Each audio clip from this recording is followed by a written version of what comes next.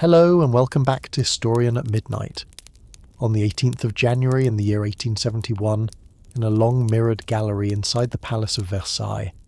a few miles outside a Paris that was at that very moment still under Prussian siege, its people reduced to eating zoo animals and rationed horse meat in the freezing cold of a winter with no coal, several hundred German princes, dukes, generals and officers crowded into the same hall of mirrors where the kings of France had once received ambassadors from every court in Europe, and watched a 73-year-old king of Prussia named Wilhelm standing stiffly beneath a ceiling painted in a detail no novelist would have dared invent, with a triumphant image of the Sun King Louis XIV crossing the Rhine at the head of a French army 2 centuries before, be proclaimed by the assembled princes and to the sound of massed regimental bands, the first emperor of a new and unified German nation. The king himself, by several contemporary accounts, was not entirely pleased. He had wanted, if he had to accept this new title at all, to be called Emperor of Germany, a title implying rule over Germans everywhere. The man who had actually engineered the whole ceremony, a heavy-set, immensely tall Prussian statesman named Otto von Bismarck, standing nearby in the white uniform of a cavalry general, rather than the civilian dress he usually preferred, had insisted over the old king's private and increasingly bitter objections on the narrower and more carefully calculated title of German Emperor, a distinction that mattered enormously to the rulers of Bavaria, Saxony and the other kingdoms, whose own sovereignty this new empire would, on paper at least, still nominally respect. Wilhelm was so wounded by the argument that on the actual morning of his own coronation he came within a hair of refusing to attend the ceremony at all, and had to be personally and rather bluntly talked into it by his own son. The ceremony itself, when it finally proceeded, unfolded without a single ordained clergyman formally crowning the new emperor at all, a deliberate choice that underscored just how thoroughly this was a political rather than a sacred coronation, the assembled princes instead raising a spontaneous, thundering cheer as Wilhelm's own son, the Crown Prince Frederick, led 3 cries of hail to the emperor, and a military band striking up a hymn of thanksgiving as regimental flags, still carrying the mud and the powder residue of the ongoing siege outside the palace walls, were dipped in salute around the hall. It is worth sitting, for just a moment, with how strange a beginning this was for the nation that would, within the space of 2 more human generations, plunge the entire world into the deadliest war it had ever fought, an empire born not in some ancient homeland or on some hard-won native battlefield, but inside a defeated enemy's own palace, under a French king's own triumphal ceiling, celebrated by an emperor who did not much like his own title, arranged by a minister his own sovereign only half trusted, and consecrated, more than anything else, by the still smoking wreckage of the very war that had made the whole ceremony possible in the first place. That war, the one still grinding on outside the windows of Versailles, even as the princes inside toasted the birth of their new nation, was the third, and by far the largest of 3 wars that a single Prussian statesman had engineered in the space of only 9 years, specifically in order to drag a scattering of proud, quarrelsome, and often mutually resentful German kingdoms into a single unified empire under Prussian leadership, whether those kingdoms particularly wanted unification or not, and whether the rest of Europe was prepared for the consequences or not. The German Empire that emerged from that mirrored hall in January of 1871 would last only 47 years,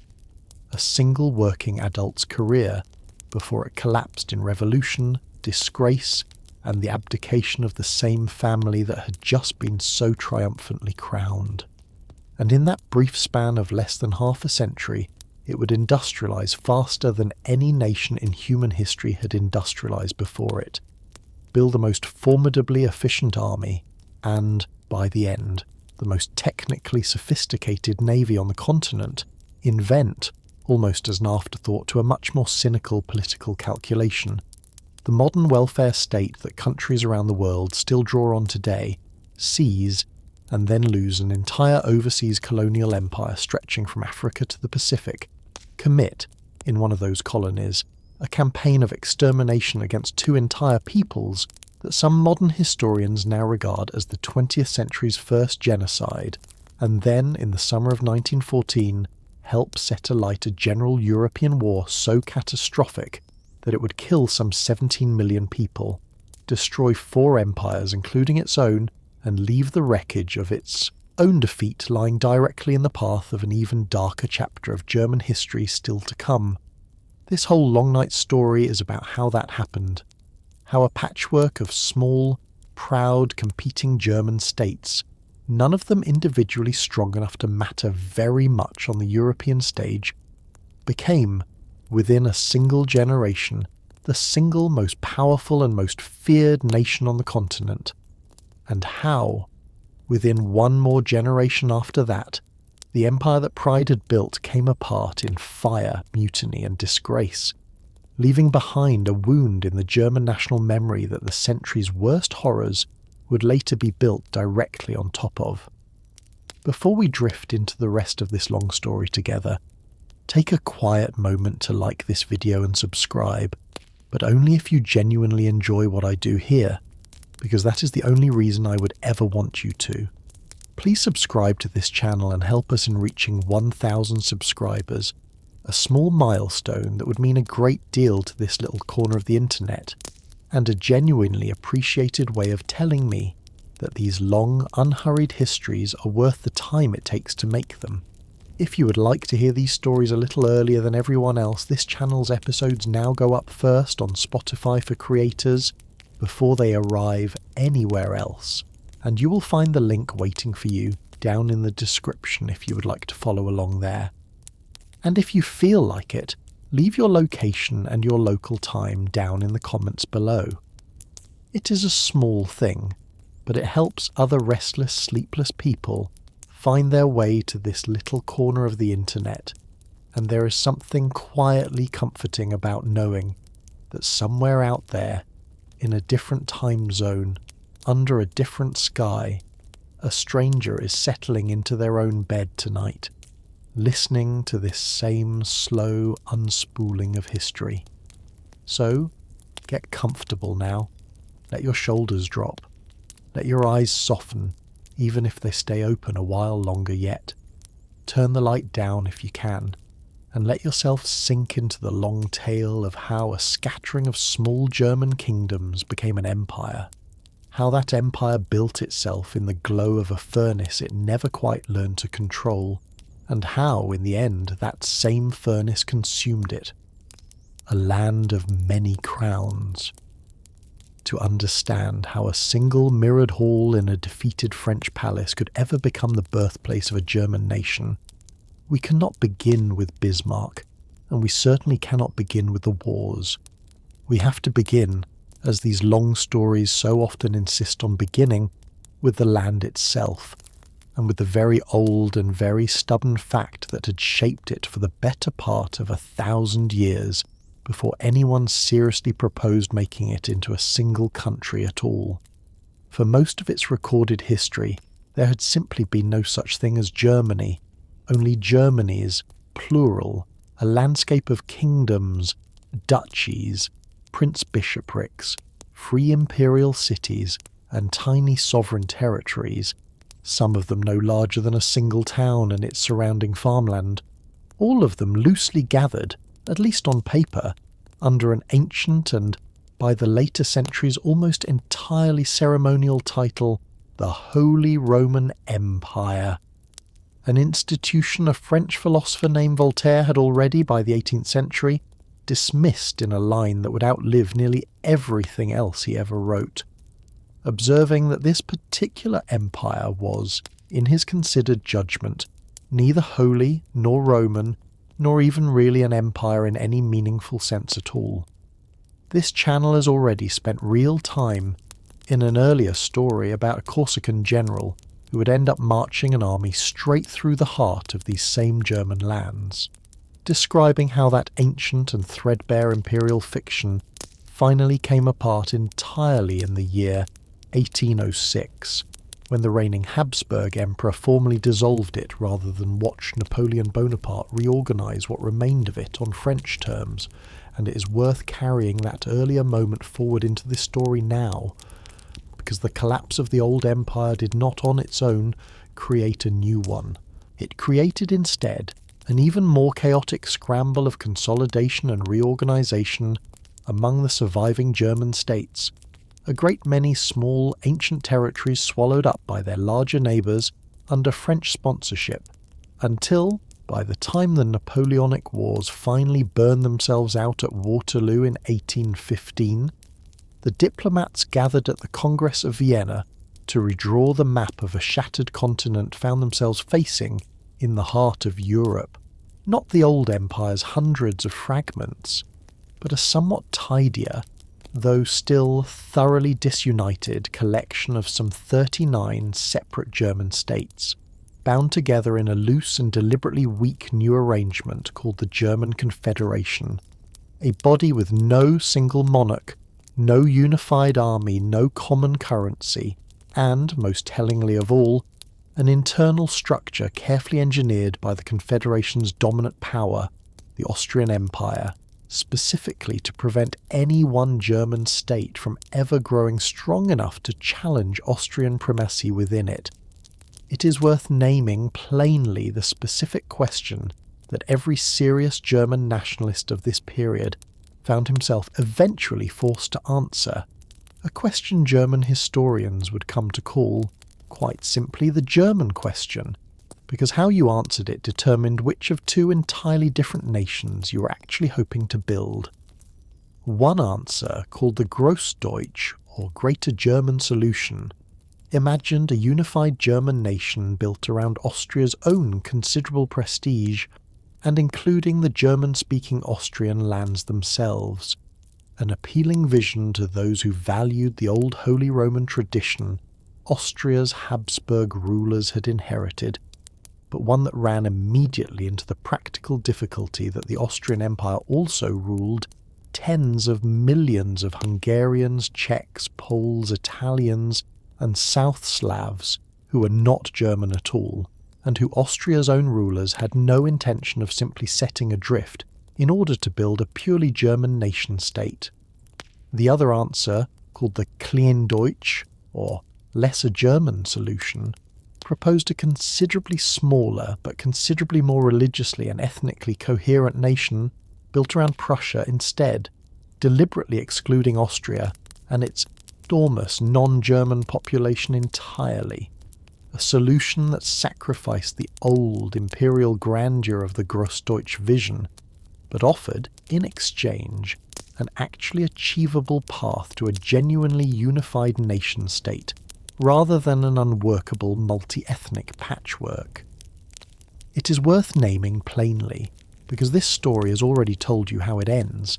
that the Kleindeutsch solution is exactly the nation Bismarck would eventually build, and that Austria's own deliberate and permanent exclusion from it, secured on the battlefield at Königgrätz in 1866, was not a historical accident this story stumbled into, but the entire deliberate point of the war fought to achieve it. It is worth naming plainly the two states whose long and increasingly bitter rivalry would come to dominate everything that happened inside that loose confederation for the following half-century, because nearly everything else in this story grows out of the friction between them. On one side stood Austria, ruled by the ancient and immensely prestigious House of Habsburg, a multi-ethnic empire whose territory sprawled far beyond the German-speaking lands entirely into Hungary, Bohemia, northern Italy, and the Balkans,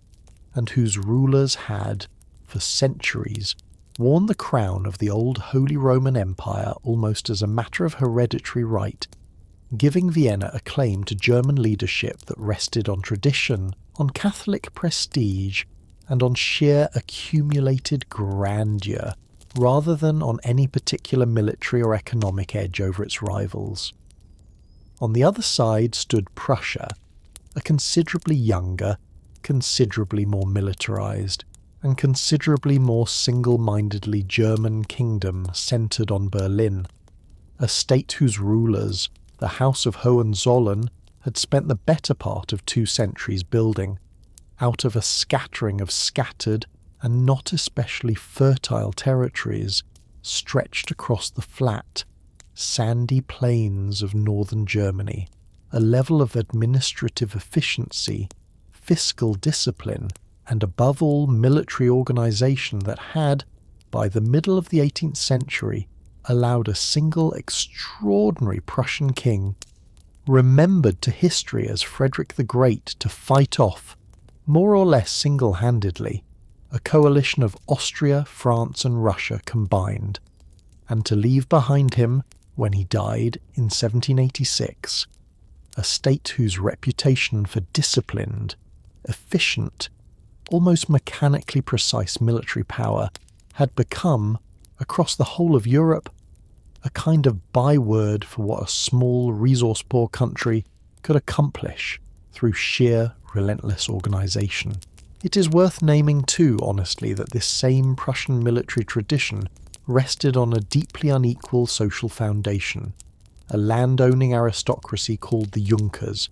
whose great estates east of the Elbe River were worked by a labouring peasantry only recently and only partially freed from older forms of feudal bondage, and whose sons filled the officer corps of the Prussian army generation after generation, supplying that army with a fiercely loyal, fiercely conservative leadership class that would go on, in the story we're about to tell, to shape German politics and German war-making for the better part of a century after the unification these very Junkers helped to engineer. It is worth naming too that this Prussian military tradition prized a very particular set of virtues above nearly all others: discipline, obedience, and a willingness to accept enormous personal sacrifice without complaint, virtues drilled into generations of Prussian officer cadets through a training regimen famous across the whole of Europe for its severity, and it is worth naming honestly that these same virtues, genuinely effective at producing an extraordinarily disciplined fighting force, carried within them very little space for the kind of independent civilian judgment or democratic accountability that this story will keep returning to as one of the empire's own deepest and most enduring unresolved weaknesses. The crown offered from the gutter. For most of the first 3 decades of the German Confederation's existence, the question of whether these 39 quarrelsome states might ever actually become one single nation remained. For the great majority of ordinary German-speaking people going about their daily lives, a matter of comparatively abstract intellectual and literary interest, discussed in university lecture halls and in the pages of liberal newspapers considerably more than it was discussed in any royal council chamber, since the rulers of the individual German states, understandably enough, had very little personal enthusiasm for the idea of surrendering their own thrones to some larger national project. That changed abruptly and dramatically in the spring of 1848, when a wave of popular revolution, beginning in Paris and spreading with astonishing speed across nearly every major city in Europe, reached the German states as well, and for a few genuinely extraordinary months, it looked as though German unification might arrive not through the calculated manoeuvring of any king or minister at all, but through the direct democratic will of the German people themselves. Barricades went up in the streets of Berlin and Vienna. Frightened monarchs across the German lands granted hasty constitutions and promised liberal reforms they had refused for decades. And in the free city of Frankfurt, in the historic church of St. Paul, an elected National Assembly gathered, drawing together lawyers, professors, doctors, and merchants from across the German lands. The great majority of them committed liberals and nationalists who had spent years dreaming, in print if nowhere else, of a single, constitutional, unified German nation governed by an elected parliament, rather than by the accumulated inherited privilege of 39 separate royal houses. It is worth dwelling, for a moment, on what that Frankfurt Parliament actually managed to accomplish, and on what it did not, because the whole failed episode would leave a scar on German political memory that later, harder men would learn precisely the wrong lesson from. Across nearly a full year of careful, earnest, often exhaustingly theoretical debate, the assembled delegates drafted a genuinely liberal constitution for a unified German nation, complete with guarantees of individual rights, an elected legislature, and a hereditary constitutional emperor whose power would be checked by that same legislature, very much in the mould of the constitutional monarchies then taking shape further west. And in the spring of 1849, having finished their work, the delegates did what seemed, to men steeped in the language of popular sovereignty, the only proper and logical next step. They voted to offer the crown of this new, unified constitutional Germany to the King of Prussia, Frederick William IV, as the ruler whose own kingdom's power and prestige made him the most natural candidate to head the new nation. Frederick William, a deeply conservative monarch who believed, with genuine and unshakable sincerity, in the divine and hereditary basis of royal authority, was horrified by the offer rather than flattered by it, and refused it in terms that have echoed through every subsequent account of this failed revolution, reportedly telling an intimate that he would not stoop to pick up a crown offered to him, as he put it, from the gutter, by a self-appointed assembly of professors and lawyers with no legitimate authority to grant any crown to anyone at all. Without a monarch willing to accept it, and without any army of its own to enforce its authority, the Frankfurt Parliament's constitution collapsed almost immediately into irrelevance. Prussian and Austrian troops, once the immediate shock of the revolutions had passed and the old order regained its nerve, moved to restore royal authority across the German states one by one, and by the end of 1849 the whole extraordinary liberal experiment had been extinguished, its more prominent leaders imprisoned, exiled, or in a great many cases quietly emigrated to America, carrying with them a wave of disappointed German liberal idealism that would go on to shape immigrant communities across the United States for generations afterward. It is worth naming, in fact, that these politically disillusioned 48ers, as history came to call them, were only the leading edge of a very much larger wave of ordinary German emigration that would carry across the whole of the 19th century something in the range of 5 million German-speaking men, women and children across the Atlantic to the United States alone, driven not chiefly by political disappointment, but by exactly the same land hunger, the same crowded inheritance patterns, and the same periodic agricultural crises that were pressing on rural German communities throughout this entire story. A migration so large that by the time this story's empire was finally proclaimed in 1871, German-speaking immigrants and their American-born children already made up one of the single largest ethnic communities in the United States, filling entire neighborhoods of Cincinnati, Milwaukee, and St. Louis with German-language newspapers, German-language churches, and German singing societies. A detail worth holding on to for what it tells us about the strange, divided loyalty a great many Americans of German descent would feel only a few decades later, once the empire this emigration had left behind found itself at war with the very nation so many of its own former subjects had chosen to make their new home. It is worth naming plainly the lesson that a great many hard-headed, unsentimental German conservatives drew from the whole failed episode of 1848, because it would matter enormously for everything that followed, that German unification, if it ever came at all, would not come through parliamentary debate, popular petition, or the earnest constitutional idealism of professors meeting in a church. but through exactly the two much older and much blunter instruments of state power that had built every other great nation in European history, blood and iron. The man who forged it. It was precisely that phrase, blood and iron, that a newly appointed Prussian minister-president would use only 13 years later in one of the single most consequential speeches of the entire 19th century. And it is worth pausing here to properly introduce the man who spoke it, because very little of what follows in this story makes sense without understanding both the extraordinary skill and the deeply unsentimental ruthlessness of Otto von Bismarck.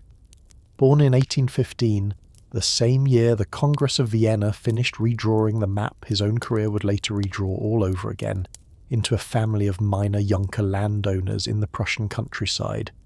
The young Bismarck had, by most accounts of his own early life, shown considerably more talent for drinking, duelling, and running up debts as a university student than for the careful, patient statecraft that would eventually make him the most consequential political figure of his century.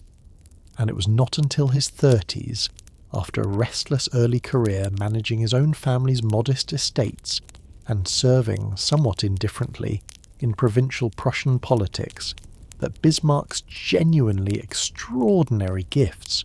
a combination of ruthless strategic clarity, a formidable talent for diplomatic manoeuvring, and an almost complete absence of the sentimental attachment to ideology that hampered so many of his rivals, began to reveal themselves first as Prussia's ambassador to the German Confederation in Frankfurt,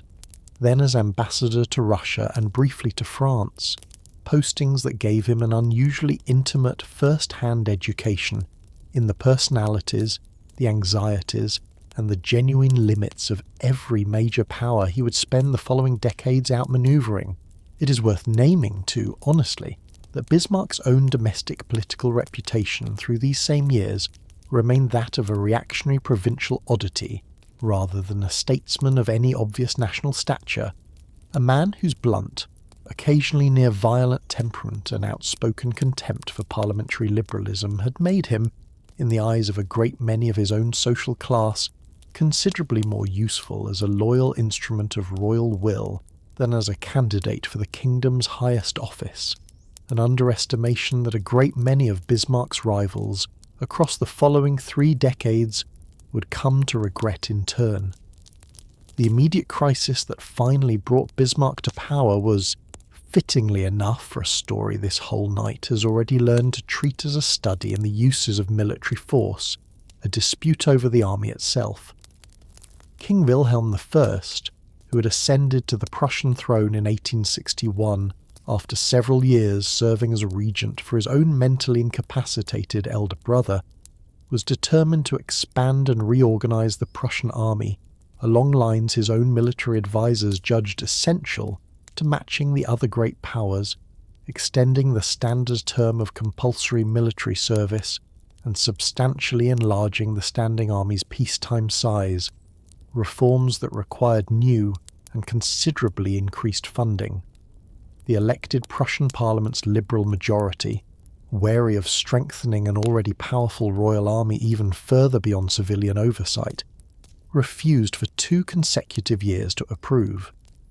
With the crisis deadlocked, and Wilhelm himself reportedly on the verge of abdicating rather than back down from his own military reforms, his war minister recommended a single, uncompromising figure capable of breaking the parliamentary opposition through sheer force of will rather than through any further attempt at compromise. And it was on that recommendation, in September of 1862, with the Prussian parliament locked in this same bitter and prolonged constitutional standoff with the crown over funding for a major expansion and reorganization of the Prussian army, that King Wilhelm, Bismarck's own future emperor, reluctantly appointed the fierce, uncompromising Junker as his new minister-president, largely because no one else appeared willing to face down the liberal parliamentary opposition with the necessary ruthlessness. Bismarck did exactly that, within days, appearing before the Parliament's Budget Committee and delivering a speech whose most famous line has been quoted and very often slightly misquoted ever since.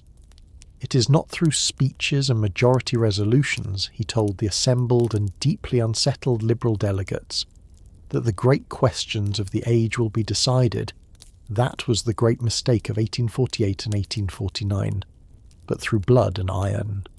It is worth naming, honestly, exactly what Bismarck meant by that phrase in its original context, because popular memory has often flattened it into a simple celebration of militarism for its own sake, when in fact it was, in its immediate setting,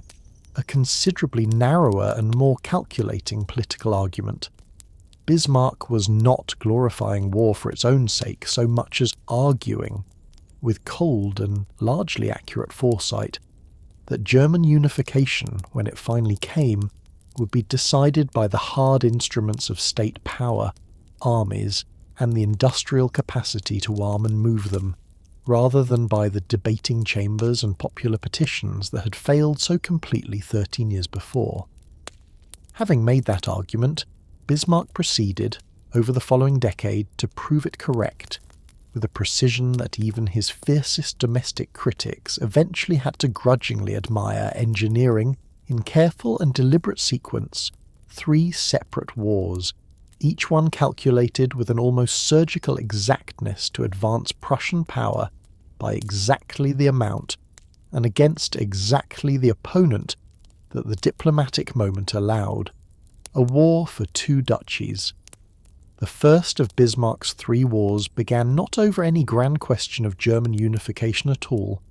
but over a genuinely obscure dynastic and legal dispute concerning 2 small duchies on the border between Denmark and the German Confederation, Schleswig and Holstein, whose exact legal status had confounded European diplomats for so long and so thoroughly, that a British statesman of the period, Lord Palmerston, is widely reported to have joked that only 3 men in Europe had ever fully understood the Schleswig-Holstein question,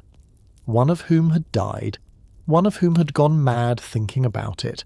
and the third of whom, himself, had forgotten the details entirely. When the Danish crown moved in 1863 to formally incorporate Schleswig more tightly into the Danish kingdom in apparent violation of earlier international agreements,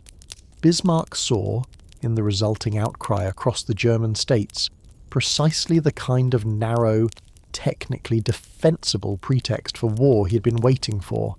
and manoeuvred Austria, still nominally Prussia's senior partner within the German Confederation, into joining Prussia in a combined military campaign against Denmark in the early months of 1864,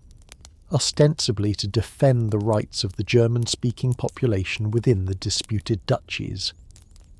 The war itself, fought that spring against a small kingdom with no realistic prospect of matching the combined military weight of Austria and Prussia together, was brief and, from the Prussian and Austrian perspective, comprehensively decisive, its single most memorable engagement a bloody Prussian assault on a heavily fortified Danish defensive line called the Dibble entrenchments, stormed in April of 1864 after a sustained artillery bombardment that gave the newly reorganised Prussian army its first real demonstration in front of the whole of Europe of just how formidable the military machine Bismarck had fought so hard in Parliament to fund had actually become. The Danish defenders at Dibble dug into a system of trenches and earthworks that had held, through weeks of preliminary bombardment, considerably longer than neither side had originally expected, were finally overrun in an assault that cost the attacking Prussian infantry real and, for a war so lopsided in its ultimate outcome, surprisingly heavy casualties, a detailed Prussian military planners studied closely afterward for what it taught them about the growing cost of assaulting even a comparatively small, well-prepared defensive position. A lesson that would matter more than they yet realised once entrenched defensive warfare returned,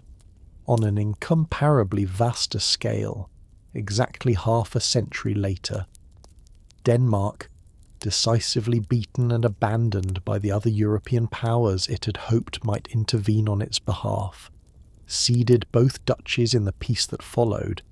and it is worth naming plainly what Bismarck did next with that victory, because it reveals, in miniature, the entire method he would use again and again across the following decade. Rather than resolving the status of the two conquered duchies cleanly, he arranged, through the Convention of Gastein in 1865, for Prussia and Austria to administer them jointly but separately, Prussia taking charge of Schleswig and Austria of Holstein, an arrangement so administratively awkward and so practically unworkable that it created, almost by design, a standing, renewable source of friction between Prussia and Austria that Bismarck could reignite into open conflict essentially whenever it suited his own broader strategic timetable, 7 weeks that redrew Germany. It is worth naming, first, that Bismarck himself very nearly did not live to see this war through to its conclusion, because in early May of 1866, only weeks before the fighting began, a young student angered by Bismarck's confrontational domestic politics fired 5 shots at him at point-blank range on a Berlin street, wounding him only slightly, a near-miss Bismarck treated by every surviving account with a striking coolness, reportedly walking home afterward to reassure his own alarmed household in person, rather than sending word ahead, a small early glimpse of the same unshakable nerve that would carry him through every crisis this whole story has left to tell. That reignition came in the summer of 1866, in a war that would settle, once and for all, the century-old rivalry between Austria and Prussia for leadership of the German lands,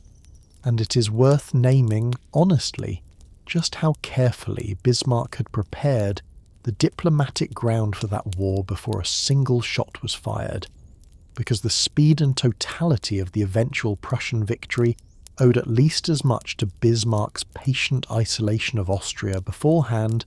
as it did to anything that happened on the actual battlefield, through a combination of skillful negotiation and, where negotiation failed, outright bribery in the form of promised territorial concessions. Bismarck secured a formal alliance with the newly unified Kingdom of Italy, whose own ambitions to seize the remaining Austrian-held territories in northern Italy gave Italy every reason to open a second front against Vienna the moment Prussia declared war. He secured, through a personal and carefully cultivated understanding with the French Emperor Napoleon III, French neutrality, purchased with vague and, as later events would prove, entirely insincere hints that France might eventually be compensated with territorial gains of its own along the Rhine. And he ensured, through a mixture of diplomatic pressure and calculated indifference to Russian and British anxieties, that neither of the other two great continental powers had any particular appetite for intervening on Austria's behalf either. When war finally broke out in June of 1866, ostensibly over the mismanaged joint administration of Schleswig and Holstein, but in reality over the much larger question of who would lead the German lands, Austria found itself facing not merely the Prussian army, but a war on 2 fronts, against Italy in the south, and against a Prussian force in the north, whose military reorganization over the preceding 4 years, overseen by a brilliant and famously taciturn chief of the Prussian General Staff named Helmuth von Moltke, had given it 2 decisive technological and organizational advantages no other European army yet fully possessed. A network of railways, carefully mapped and timetabled years in advance, that allowed Prussia to mobilize and concentrate its forces at the decisive point with a speed no rival power could match, and a new breech-loading rifle called the needle gun, which allowed Prussian infantry to reload and fire from a prone, sheltered position at a rate several times faster than the older muzzle-loading rifles still carried by most of the Austrian army. The war, remembered ever since as the 7 Weeks' War for the sheer, almost unbelievable speed of its resolution, reached its decisive climax on the 3rd of July 1866 at the Battle of Königgrätz, fought near the Bohemian town of Sadowa, where a Prussian army of roughly 220,000 men met an Austrian and Allied Saxon force of comparable size in what remains to this day one of the largest single-day battles ever fought on European soil, its outcome hanging for several tense midday hours on whether a separate Prussian army corps under the command of the Crown Prince Frederick would arrive on the Austrian flank in time to prevent a Prussian defeat in the centre, a race against the clock that Moltke's careful railway planning had made possible, and that the Crown Prince's own troops, arriving at the decisive moment after a gruelling forced march, ultimately won. By nightfall, the Austrian army had suffered catastrophic losses, something in the range of 40,000 Austrian dead, wounded and captured, against considerably lighter Prussian casualties, and was in full, disorganised retreat toward Vienna itself, its once proud regiments streaming back along roads clogged with abandoned artillery and exhausted, demoralised men, and within days Vienna itself sued for peace, stunned that a war it had expected, on the strength of its own army's long and genuinely distinguished history, to at least draw out into a prolonged and grinding campaign, had instead been settled in the span of a single afternoon. It is worth naming, too, the specific and considerably less glamorous factor that a great many contemporary military analysts, sifting through the battle's lessons in the years that followed, identified as decisive alongside Moltke's own celebrated generalship. The Prussian needle gun's rate of fire had let Prussian infantry pour a volume of sustained fire into advancing Austrian columns that the older Austrian rifles simply could not answer in kind, a narrow but consequential technological edge that turned what might otherwise have been a considerably more evenly matched infantry engagement into the one-sided slaughter Austrian survivors described in their own letters home. It is worth naming here one of the more genuinely surprising episodes of Bismarck's entire career, because it reveals a side of his political method that the blood and iron rhetoric can obscure. In the aftermath of Königgrätz, King Wilhelm and the Prussian General Staff, flush with victory and eager to march on Vienna itself, humiliate Austria completely and annex substantial Austrian territory, were talked out of that course of action by Bismarck alone,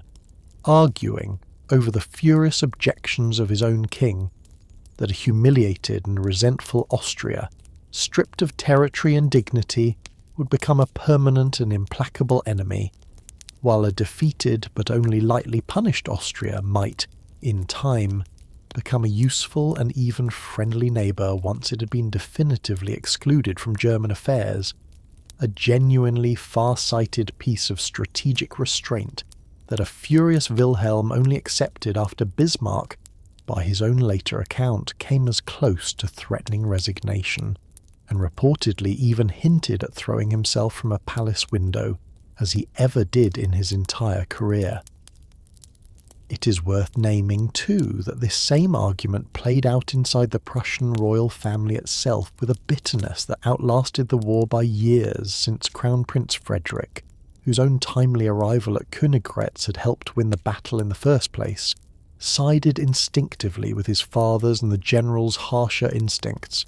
and it was left to Bismarck alone, arguing essentially without allies in the room, to carry the case for restraint against a chorus of victorious military opinion that wanted considerably more blood and considerably more territory than the Chancellor was prepared to let them take, a lonely position Bismarck occupied often enough across his own career that it stopped, for him, being anything particularly remarkable at all. The peace that followed was, by the standards of the era, remarkably lenient toward Austria itself, but it settled, permanently and without any further ambiguity, the question the whole war had actually been fought over. The old German Confederation was dissolved outright. Austria was formally and finally excluded from any future German political union, and in its place Bismarck established a new North German Confederation, a tightly organised federation of the German states north of the River Main, bound together under Prussian leadership by a shared military command, a shared customs union, and a new federal constitution that, while carefully preserving the appearance of local royal sovereignty in its member states, placed effective military and diplomatic power firmly and permanently in Prussian, and specifically in Bismarck's own, hands. The manufactured spark. The third and largest of Bismarck's three wars, the one that would finally complete German unification and give the new nation its dramatic birth inside the Hall of Mirrors this story opened with, grew out of a diplomatic crisis that Bismarck did not, this time, entirely invent from nothing, but that he handled, at its critical final moment, with a piece of calculated manipulation so effective that it has become one of the most frequently cited case studies in the 2 centuries since of how a single carefully edited document can help start a war. The immediate occasion was, on its face, a genuinely obscure dynastic matter. In the summer of 1870, a relative of the Prussian royal family, a Hohenzollern prince, was offered and briefly accepted the vacant throne of Spain, a prospect that alarmed the French government enormously, since a Hohenzollern prince ruling in Madrid would have left France encircled by friendly Hohenzollern territory on 2 separate borders at once. Under considerable French diplomatic pressure, the Hohenzollern candidacy was withdrawn, and the immediate crisis appeared, for a few days that July, to have resolved itself peacefully. The French government, however, unsatisfied with a mere withdrawal and eager to extract a more permanent and more publicly humiliating concession, instructed its ambassador to seek out King Wilhelm, then taking the waters at the resort town of Ems, and demand a formal written guarantee that no Hohenzollern candidate would ever again be permitted to stand for the Spanish throne in the future. Wilhelm, courteous but firm, declined to offer any such open-ended future guarantee, and had a summary of the exchange telegraphed back to Bismarck in Berlin for his information. What Bismarck did with that telegram on the evening of the 13th of July, 1870, has become one of the most infamous single acts of diplomatic editing in modern history. Rather than simply publishing the original telegram in full, Bismarck, dining that evening with Moltke and his war minister, both of whom by Bismarck's own later account had been visibly depressed by the apparent prospect of a peaceful resolution to the crisis, took a red pencil to the text, trimming it down to a version that preserved every literal fact of the exchange while stripping away every softening courtesy, so that what had actually been a polite, if firm, royal refusal now read, in its edited, published form, as a curt and deliberately insulting rebuff, calculated to offend French public opinion as sharply as possible, while, in exactly the same stroke, appearing to Prussian and German readers as an account of French officials rudely badgering an elderly and dignified German king. Bismarck released the edited telegram to the press that same night, reportedly telling his dinner companions, with the same cold satisfaction he brought to every genuinely decisive moment of his career, that the altered text would have the effect of a red flag on a Gallic bull. It worked exactly as he had calculated. French public opinion, already inflamed by weeks of wounded national pride over the whole Hohenzollern affair, erupted in fury at what it took to be a deliberate royal insult, and the French government, its own Emperor Napoleon III, increasingly unwell and increasingly unable to resist the momentum of his own war party, declared war on Prussia on the 19th of July 1870, walking, with an almost theatrical lack of awareness, directly into precisely the trap Bismarck had spent the better part of a decade quietly preparing. The trap closes at Sedan. It is worth naming honestly just how completely France had misjudged the military balance it was walking into, because the confidence with which Paris crowds greeted the declaration of war that July, chanting for a march on Berlin, bore almost no relationship to the actual state of French military readiness. While Moltke's Prussian general staff had spent years meticulously planning, timetabling, and rehearsing exactly this kind of rapid mobilization against exactly this kind of enemy, the French army mobilized in comparative chaos, its supply arrangements so disorganized that entire units arrived at the front without maps of their own country, and its numbers, once assembled, considerably smaller than the combined forces Prussia could now call upon from the North German Confederation, together with the southern German states, Bavaria, Württemberg, and Baden among them, all of whom, bound by treaties Bismarck had quietly secured in the aftermath of 1866, honoured their military obligations to Prussia and marched to war alongside it, giving this third and final war of unification, unlike the first two, the character of a genuinely all-German rather than a purely Prussian campaign,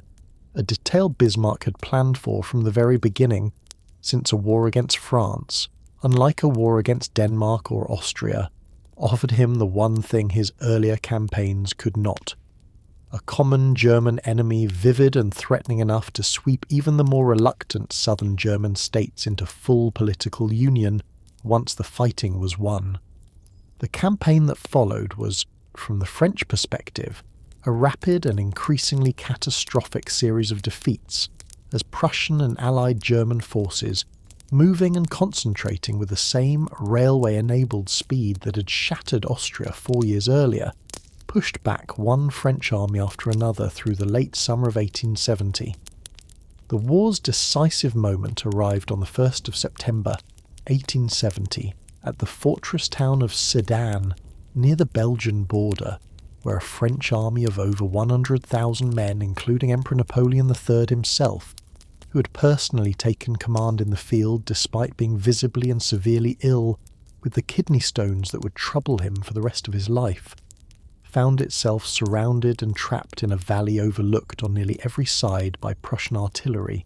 in a tactical position so hopeless that the ensuing bombardment reduced the encircled French army, within a single day, from a fighting force to a helpless mass of men and horses with nowhere left to retreat. Napoleon III watching the slaughter of his own trapped army from a nearby hilltop, and concluding correctly that further resistance would achieve nothing beyond further pointless death, personally surrendered to King Wilhelm the following morning, handing over his own sword in a scene that instantly and permanently shattered whatever remained of his own political authority back in Paris,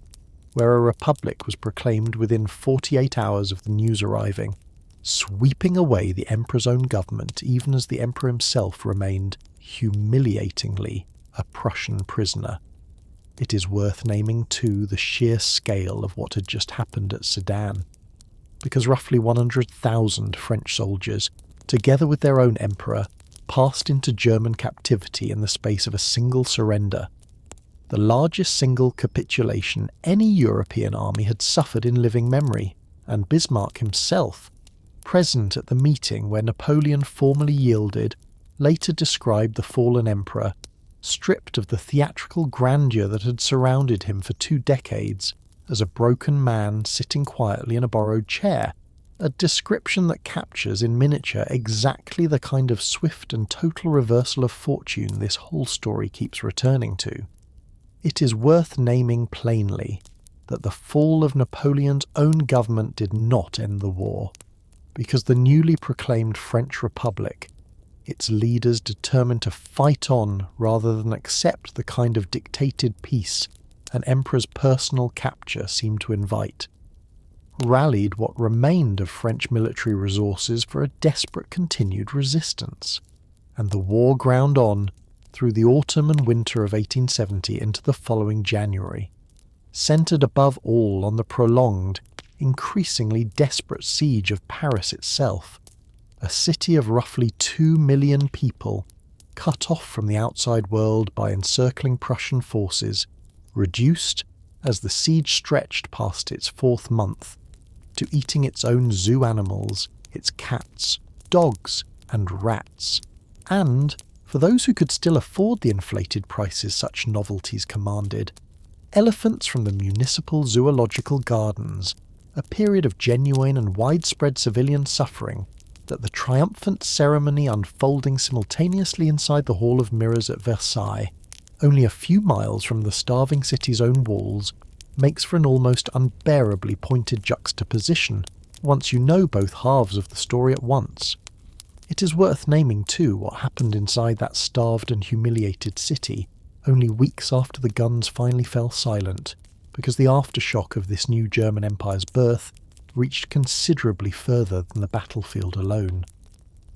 In March of 1871, furious at a peace it regarded as betrayal, and at a newly elected conservative national government it no longer trusted to defend the Republic, working-class Paris rose in its own separate revolution, establishing a radical, largely socialist municipal government that would come to be remembered as the Paris Commune, an experiment in direct democratic and cooperative governance that lasted barely 2 months before the same national French government, in a week of street fighting so ferocious that Parisians of the time simply called it the Bloody Week, retook the city in May of 1871, executing, by most careful modern estimates, somewhere between 10 and 20,000 communards in reprisal, a death toll considerably higher than the fighting of the war against Prussia itself had cost the city. German troops, still garrisoned outside the city under the terms of the armistice, watched this second, purely French catastrophe unfold from their own encampments without intervening, a detail worth naming because it reveals something the rest of this story will keep circling back to. The war that built the German Empire did not simply end when the fighting between Germany and France stopped, but continued to detonate in delayed and secondary explosions for months afterward, in a city whose own social fabric that first war had already torn most of the way through, an empire born beside a starving city. It is that same juxtaposition, the mirrored splendour of an imperial coronation staged only a short carriage ride from a besieged and starving capital, that this whole long night story opened with, and it is worth returning to it now, with the full weight of everything that came before it, finally in view, because the timing was not, in any real sense, an accident.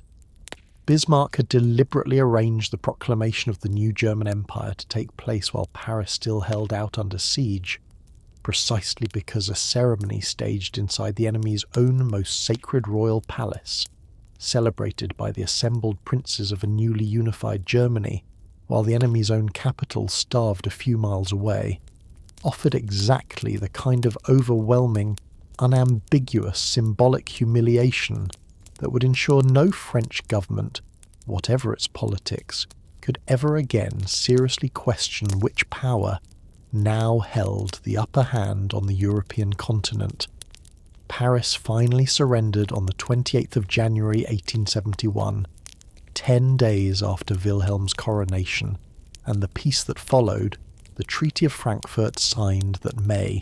imposed terms on the defeated French Republic calculated to be felt and resented for generations. A war indemnity of 5 billion francs, a genuinely enormous sum intended to keep French finances constrained for years to come, though France would, to the considerable surprise of German observers, manage to pay it off in full within only 3 years, and considerably more consequentially in the long run, the outright annexation of the province of Alsace and the northern portion of Lorraine, territories whose German-speaking populations Bismarck and his generals judged strategically and culturally German enough to justify annexation, but whose actual inhabitants, in a great many documented cases, identified far more strongly as French, a forced transfer of roughly 1.5 million people into a new nation most of them had never asked to join, though the treaty did permit residents who wished to retain French citizenship a narrow window of several years in which to formally declare that preference and emigrate across the new border, an option some 160,000 Alsatians and Lorrainers, a genuinely striking share of the annexed territory's entire population, chose to exercise rather than remain German subjects, a great many of them relocating across the new border into France itself, uprooting homes, workshops, and family farms. Their own families had sometimes worked for generations rather than accept the new imperial citizenship history had suddenly imposed on them, where they were remembered, in the patriotic French press of the period, under the affectionately sorrowful label of the optants. A wound the two provinces lost was deliberately kept alive in French popular culture through the following 4 decades, by school maps that continue to shade Alsace and Lorraine in mourning black, and by a popular practice, adopted in classrooms across the French Republic, of ending each school day with a brief moment set aside specifically to remember the 2 lost provinces, a ritualized, institutionally sustained grievance that meant an entire generation of French children grew up. In a mirror image of the German schoolroom nationalism this story is already described, being taught that their own nation's story remained incomplete until Alsace and Lorraine were restored to it. A mass departure of exactly the population most emotionally committed to a French identity that left the newly annexed Reichsland with a population skewed, from its very first years under German rule, toward those either more ambivalent about or more willing to accommodate their new German sovereign, and a wound to French national pride that a whole generation of French school children would grow up being taught, quite explicitly, never to forget. It is worth naming here the particular danger buried inside a peace built this way, because we will need to come back to it before this whole long night is through. A war fought to unify Germany had ended by handing the new German Empire a permanently resentful neighbour on its own western border, a neighbour whose national identity would, for the following 4 decades, organise itself substantially around the desire to one day reclaim the 2 lost provinces, a grievance that Bismarck himself, whatever his genuine diplomatic skill in managing it, never fully found a way to diffuse, and that would still be sitting there, entirely unresolved, when a different and much larger European crisis finally arrived in the summer of 1914, the house Bismarck built. With the war won, the indemnity secured, and the assembled German princes safely returned home from Versailles to their own capitals, Bismarck turned to the considerably less glamorous but no less consequential work of actually governing the new empire his 3 wars had assembled, and it is worth spending real time on the peculiar, carefully calibrated structure of the government he built, because it would shape German political life for the whole of the empire's 47-year existence, and would leave institutional scars that outlasted the empire itself by a considerable margin. The new German Empire was, on paper, a federal state, a union of 25 constituent kingdoms, grand duchies,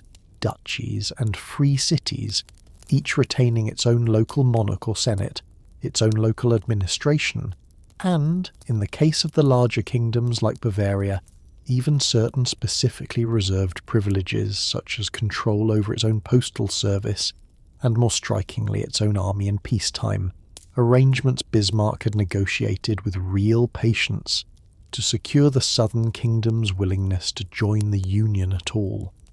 It is worth naming, too, that the 2 provinces annexed from France in 1871, Alsace and the northern part of Lorraine, were pointedly denied even this limited local status, governed instead as a so-called imperial territory, a Reichsland administered directly from Berlin through an imperial governor, rather than granted the local monarchy, local parliament, or reserved privileges every other constituent member of the Federation enjoyed, an arrangement that left a population whose loyalties were already deeply divided, further alienated by its own second-class constitutional standing, a resentment that would still be simmering, entirely unresolved when a young lieutenant's casual contempt for the local population finally set it boiling over in the town of Zabern in the last full year before the war. Sitting above this federal structure, however, was an executive power deliberately weighted at every meaningful point toward Prussia and toward the crown rather than toward any elected body. The Emperor, a title held automatically and hereditarily by the King of Prussia, commanded the combined imperial armed forces, controlled foreign policy, and appointed the Chancellor, an office Bismarck himself occupied continuously for the Empire's first 19 years. A Chancellor answerable to the Emperor rather than to any parliamentary majority, in sharp and quite deliberate contrast to the constitutional arrangements then developing in Britain, and, following Britain's example, in a great many other European states.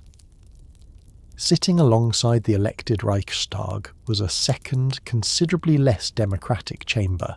the Bundesrat,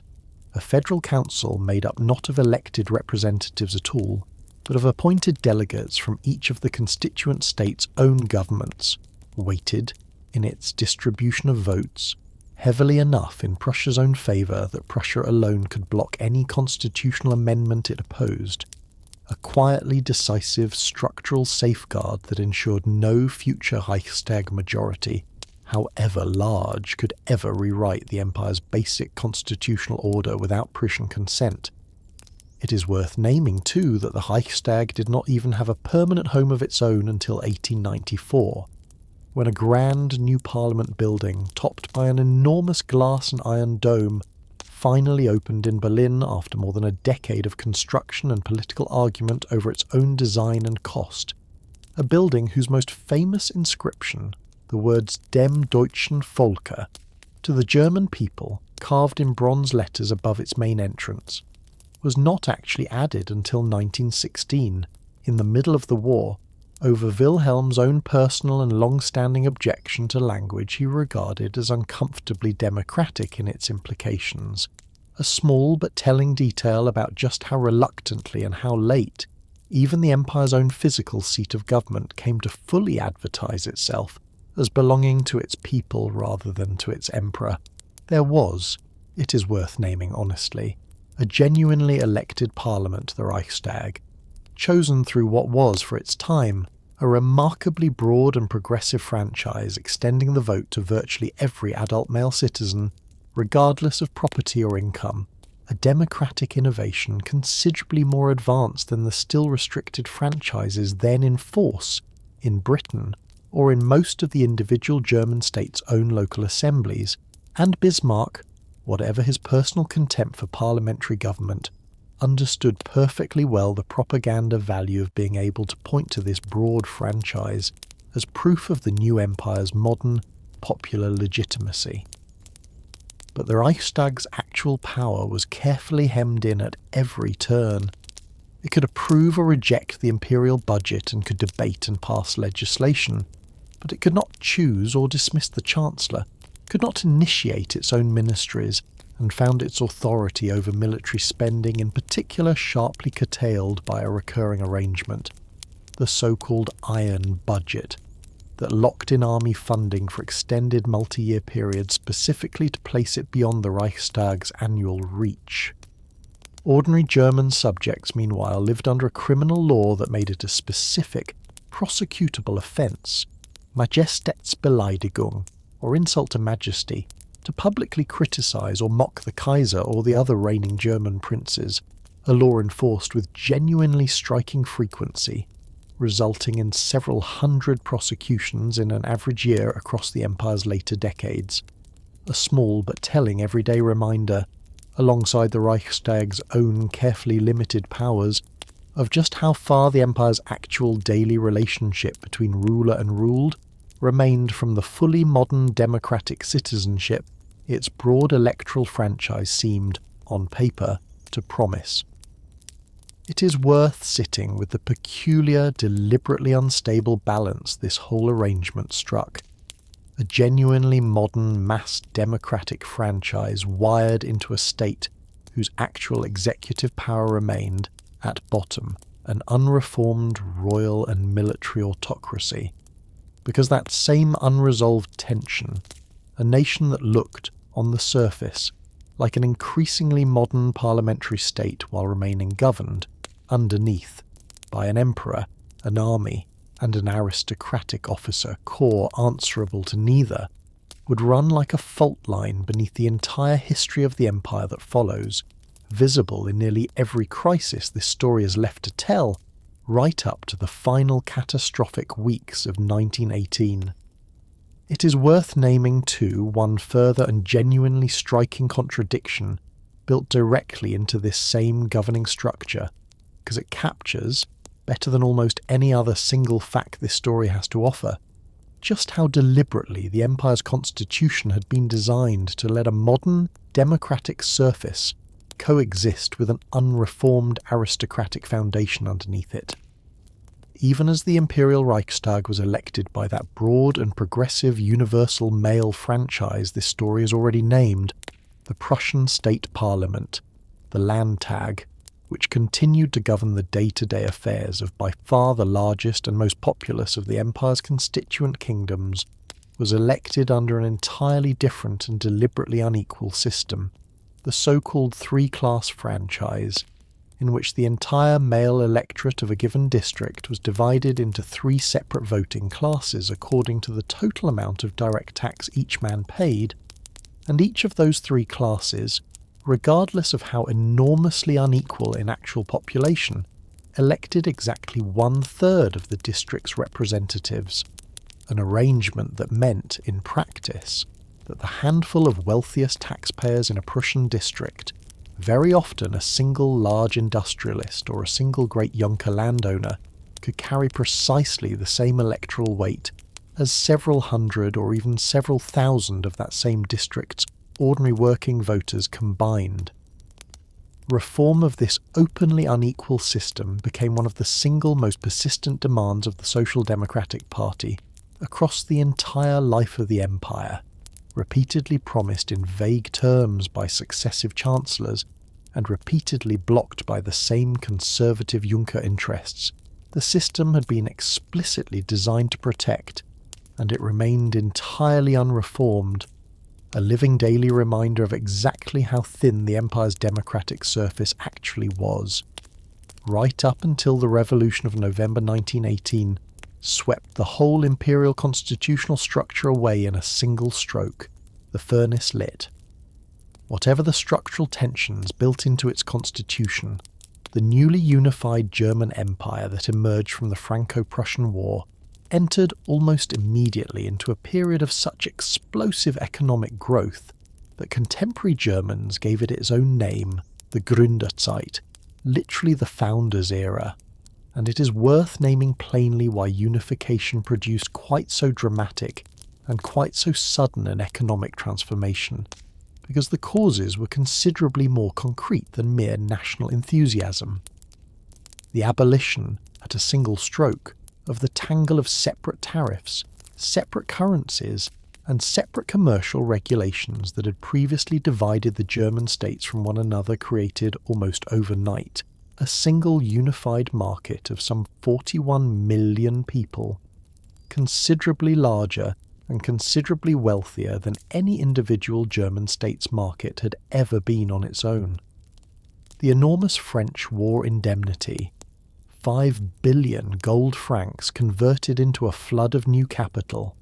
poured into German banks and financed a genuine speculative boom in railway construction, industrial investment, and joint stock company formation so intense that the young empire chartered, in barely 2 years after the war's end, more new companies than it had chartered in the entire previous decade.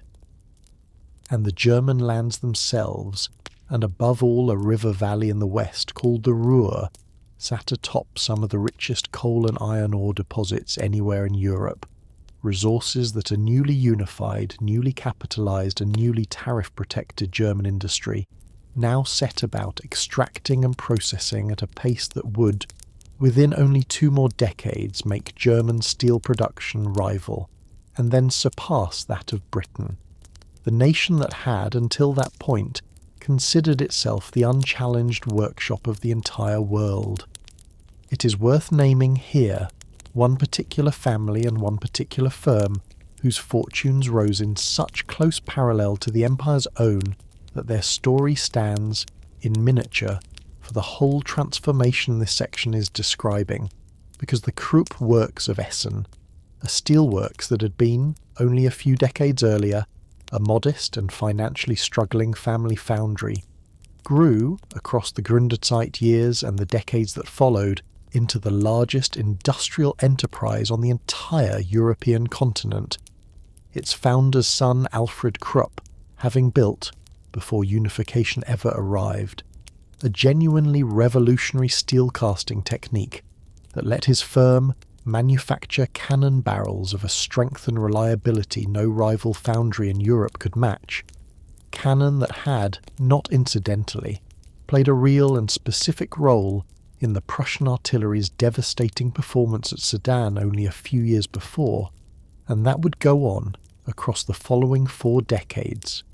to arm not only the German army itself, but, through a booming and immensely profitable export trade, the armies of dozens of other nations across the globe, a firm whose own furnaces quite literally burned around the clock, and whose growth from provincial foundry to global arms manufacturer offers, if you want a single physical image to carry forward through the rest of this story, a genuinely apt one, an empire that had been forged quite deliberately in Bismarck's own chosen phrase, out of blood and iron, and that now built its entire industrial identity, its prosperity, its national pride, and before this story is through, its eventual undoing, around the literal glowing, unceasing furnaces of firms exactly like Krupp's. It is worth naming too that steel and cannon were very far from the only industries this same explosive burst of unification and capital produced, because the Gründerzeit years also gave rise to 2 entirely new sectors in which German firms would, within barely a generation, come to lead the entire world outright. In the young science of electrical engineering, firms founded by inventors and entrepreneurs like Werner von Siemens, whose own company had begun, decades before unification, building telegraph lines across Prussia, and Emil Rathenau, whose newly founded General Electricity Company, universally known by its German initials AEG, secured the rights to Thomas Edison's own incandescent light bulb patents for the whole of the German market, together electrified German cities, German factories, and eventually German homes, at a pace that made Berlin, by the 1890s, one of the most thoroughly electrified capitals anywhere on Earth, its streets and department stores blazing with a brilliance that visiting foreign journalists wrote home about with genuine astonishment. And in the considerably less glamorous, but ultimately even more consequential science of industrial chemistry, firms founded in these same Gründerzeit years, among them Bayer, originally a dye manufacturer before it began, in the 1890s, synthesizing medicines including a new pain reliever it would market worldwide under the name Aspirin, and the Badische Anilin- und Soda-Fabrik, universally known as BASF, built out of German university laboratories' own world-leading research into organic chemistry, an entire new global industry of synthetic dyes, pharmaceuticals, and, in the years just before the coming war, industrial fertilizers and explosives alike, so that by the eve of the First World War, German chemical firms controlled something in the range of 80% of the entire world's synthetic dye production, and German chemical and pharmaceutical science, more broadly, had become so dominant that ambitious young chemists from Britain, France, and the United States alike crossed the ocean and the Channel specifically to study in German university laboratories, a scientific preeminence this story will have reason to return to before the night is through. It is worth naming too a single family this story has already introduced without following all the way forward, because their story offers a genuinely poignant bridge from the empire's own confident industrial founding to the darker chapter that eventually followed it. Emil Rathenau, the AEG founder this story has already met, was Jewish, part of exactly the same legally equal but never fully socially accepted German Jewish community this story has already named, and his own son, Walter Rathenau, grew up to become not only AEG's own chairman, but after the empire's collapse, the fledgling Weimar Republic's foreign minister, a brilliant cosmopolitan statesman who worked, in the Republic's desperate early years, to renegotiate Germany's crushing war reparations on more survivable terms, and who was assassinated in June of 1922 by a small group of right-wing extremists specifically because he was Jewish. An early and clarifying preview, in the very first years after this story's own empire fell, of exactly where the anti-Semitic currents this whole night has periodically named were already heading, well over a decade before the darker regime. This channel has already told you about ever took power at all. It is worth naming too the quieter financial architecture that made all of this rapid, capital-hungry industrial growth possible in the first place, because a furnace, however skillfully built, cannot run on iron, ore and coal alone. In 1876, 5 years after unification, the new empire established the Reichsbank as a single central bank for the entire nation, replacing the tangle of separate note-issuing banks the individual German states had previously maintained and adopted in the same period a single unified currency, the gold-backed mark, in place of the bewildering patchwork of thalers, guilders and florins that had circulated at wildly varying exchange rates across the old Confederation, a currency reform that, together with a new unified commercial and civil legal code completed in the 1890s, gave German merchants, bankers and industrialists a single, stable, predictable financial environment to invest and lend within, considerably more stable in these pre-war decades than the currency arrangements of several of Germany's own rival great powers, and a foundation stable enough that a small number of enormous German universal banks, among them Deutsche Bank, founded in 1870 on the very eve of unification, and the Dresdner Bank grew, across these same Gründerzeit decades, into financial institutions large and well capitalized enough to underwrite the enormous fixed costs of building an entire steel industry, an entire electrical grid, and an entire national railway network more or less simultaneously, a close, mutually reinforcing partnership between German banking and German heavy industry that economic historians have long identified as one of the empire's genuinely distinctive structural advantages over its British and French industrial rivals. It is worth naming, too, that this same explosive Gründerzeit boom did not simply climb forever, because in May of 1873, barely 2 years after unification, the speculative frenzy that had driven so much of the new empire's joint stock company formation collapsed in a sudden and severe financial panic.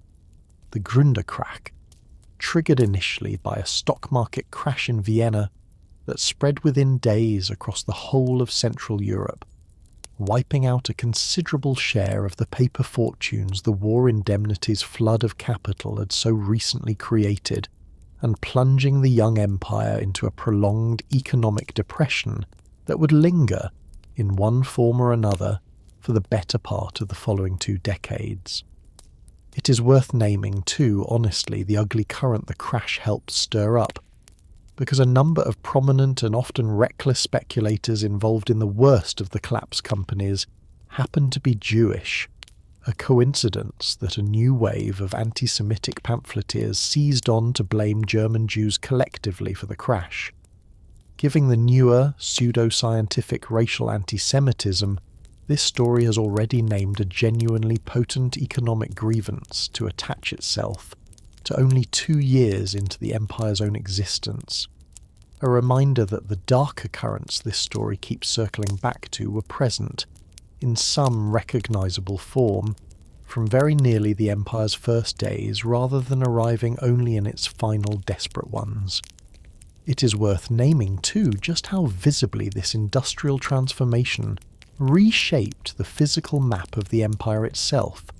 because the raw scale of German urbanization across these decades has few real parallels anywhere else in 19th century Europe.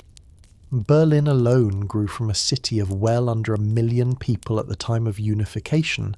to a metropolis of more than 2 million by the eve of the First World War, and the empire's population as a whole grew, across the same 40-odd years, from roughly 41 million to just over 67 million. A rate of growth driven overwhelmingly by exactly the kind of rural to urban migration this story has already touched on, so that a nation which had been, within living memory, still overwhelmingly agricultural and rural, found itself, by 1910, a majority urban and industrial society for the first time in its entire history, a transformation compressed into roughly the span of a single working lifetime, that Britain, by contrast, had taken the better part of a full century to accomplish. It is worth naming too, honestly, the human cost that this dazzling industrial expansion carried with it, because a story that celebrates only the tonnage of steel produced and forgets the men who produced it is not, in any complete sense, telling this story truthfully. The same decades that built Krupp's fortune and filled Berlin's new boulevards with the ornate apartment blocks of a rapidly expanding urban middle class also drew hundreds of thousands of rural labourers off the land and into a new industrial working class crowded into grim, overcrowded tenement housing in Essen, in Berlin, in the mill towns of Saxony, working shifts of 12 hours or more in conditions of noise, heat, and physical danger that a modern reader would find genuinely difficult to fully imagine, for wages that, even at their best, left very little margin between an ordinary week's earnings and outright hunger the moment illness, injury, or a slack season in trade intervened. A labouring population whose accumulating grievances, entirely unaddressed by an imperial constitution that had never been designed with their interests in mind, would, within only a few years of unification, begin organising themselves into the single largest and most disciplined socialist political movement anywhere in the world, a development that would soon give Bismarck himself one of the most persistent domestic headaches of his entire 19 years in office. It is worth naming too that children were very far from exempt from this same industrial machine in its earliest and least regulated years, factory floors across the Ruhr and Saxony employing children as young as 10 or 12 for shifts nearly as long as their parents, until a series of imperial factory laws, beginning in 1878 and steadily tightened across the following 2 decades, gradually restricted child labour, capped the length of the working day for women and young workers, and established the empire's first factory inspectorates. Reforms that, however incomplete by any modern standard, still placed Germany in these particular respects well ahead of a great many of its industrial rivals, a war on the altar. Even before that socialist challenge fully announced itself, Bismarck had already opened a very different domestic campaign, one aimed not at the empire's new industrial working class, but at its Roman Catholic minority, a conflict later German historians would come to call the Kulturkampf, literally the struggle for civilization, and it is worth naming honestly both what actually drove that campaign and what it reveals about the deep anxieties running beneath the new empire's confident public face. The new German Empire, for all its unifying rhetoric, was in religious terms a predominantly but far from uniformly Protestant nation, with a substantial Catholic minority, concentrated above all in the Rhineland in Bavaria and among the empire's ethnically Polish subjects in the east, whose loyalty Bismarck, in the deeply suspicious political climate of the 1870s, had come to genuinely doubt, worried above all by the declaration, only months before German unification, of papal infallibility at the First Vatican Council, a doctrine that struck Bismarck and a great many liberal Protestant Germans as proof that German Catholics owed a competing and potentially disloyal allegiance to a foreign spiritual sovereign in Rome rather than to their own newly unified German state. Between 1871 and roughly 1878, Bismarck's government pushed through a sweeping series of laws specifically targeting the Catholic Church's institutional power inside Germany, expelling the Jesuit order from German territory outright, placing the training and appointment of Catholic clergy under direct state supervision and approval, making civil rather than religious marriage the only legally recognised form throughout the empire, and, in the more severe individual German states, imprisoning or exiling bishops and priests who refused to comply, a persecution significant enough that, by the campaign's peak years, several German dioceses stood entirely without a functioning bishop and hundreds of parishes without an active priest. The Archbishop of Posen and Gniezno, Mieczysław Ledochowski, refused outright to comply with the new state supervision laws and was imprisoned for 2 years before eventually being deposed from his own see entirely, a single, well-publicised case that came to stand for Catholic Germans across the empire as a vivid symbol of exactly the kind of state persecution the whole Kulturkampf campaign represented, and that did more than perhaps any other single episode to harden Catholic political identity against Bismarck's government, rather than bend it into compliance. It is worth naming plainly how badly this campaign actually misfired, because it offers one of this story's clearest early lessons in the limits of even Bismarck's formidable political judgment. Rather than weakening German Catholic political identity, the Kulturkampf's persecution united German Catholics as never before behind a new political party, the Centre Party, which grew, across the very years of its supposed suppression, into one of the Reichstag's largest and most durably organised factions,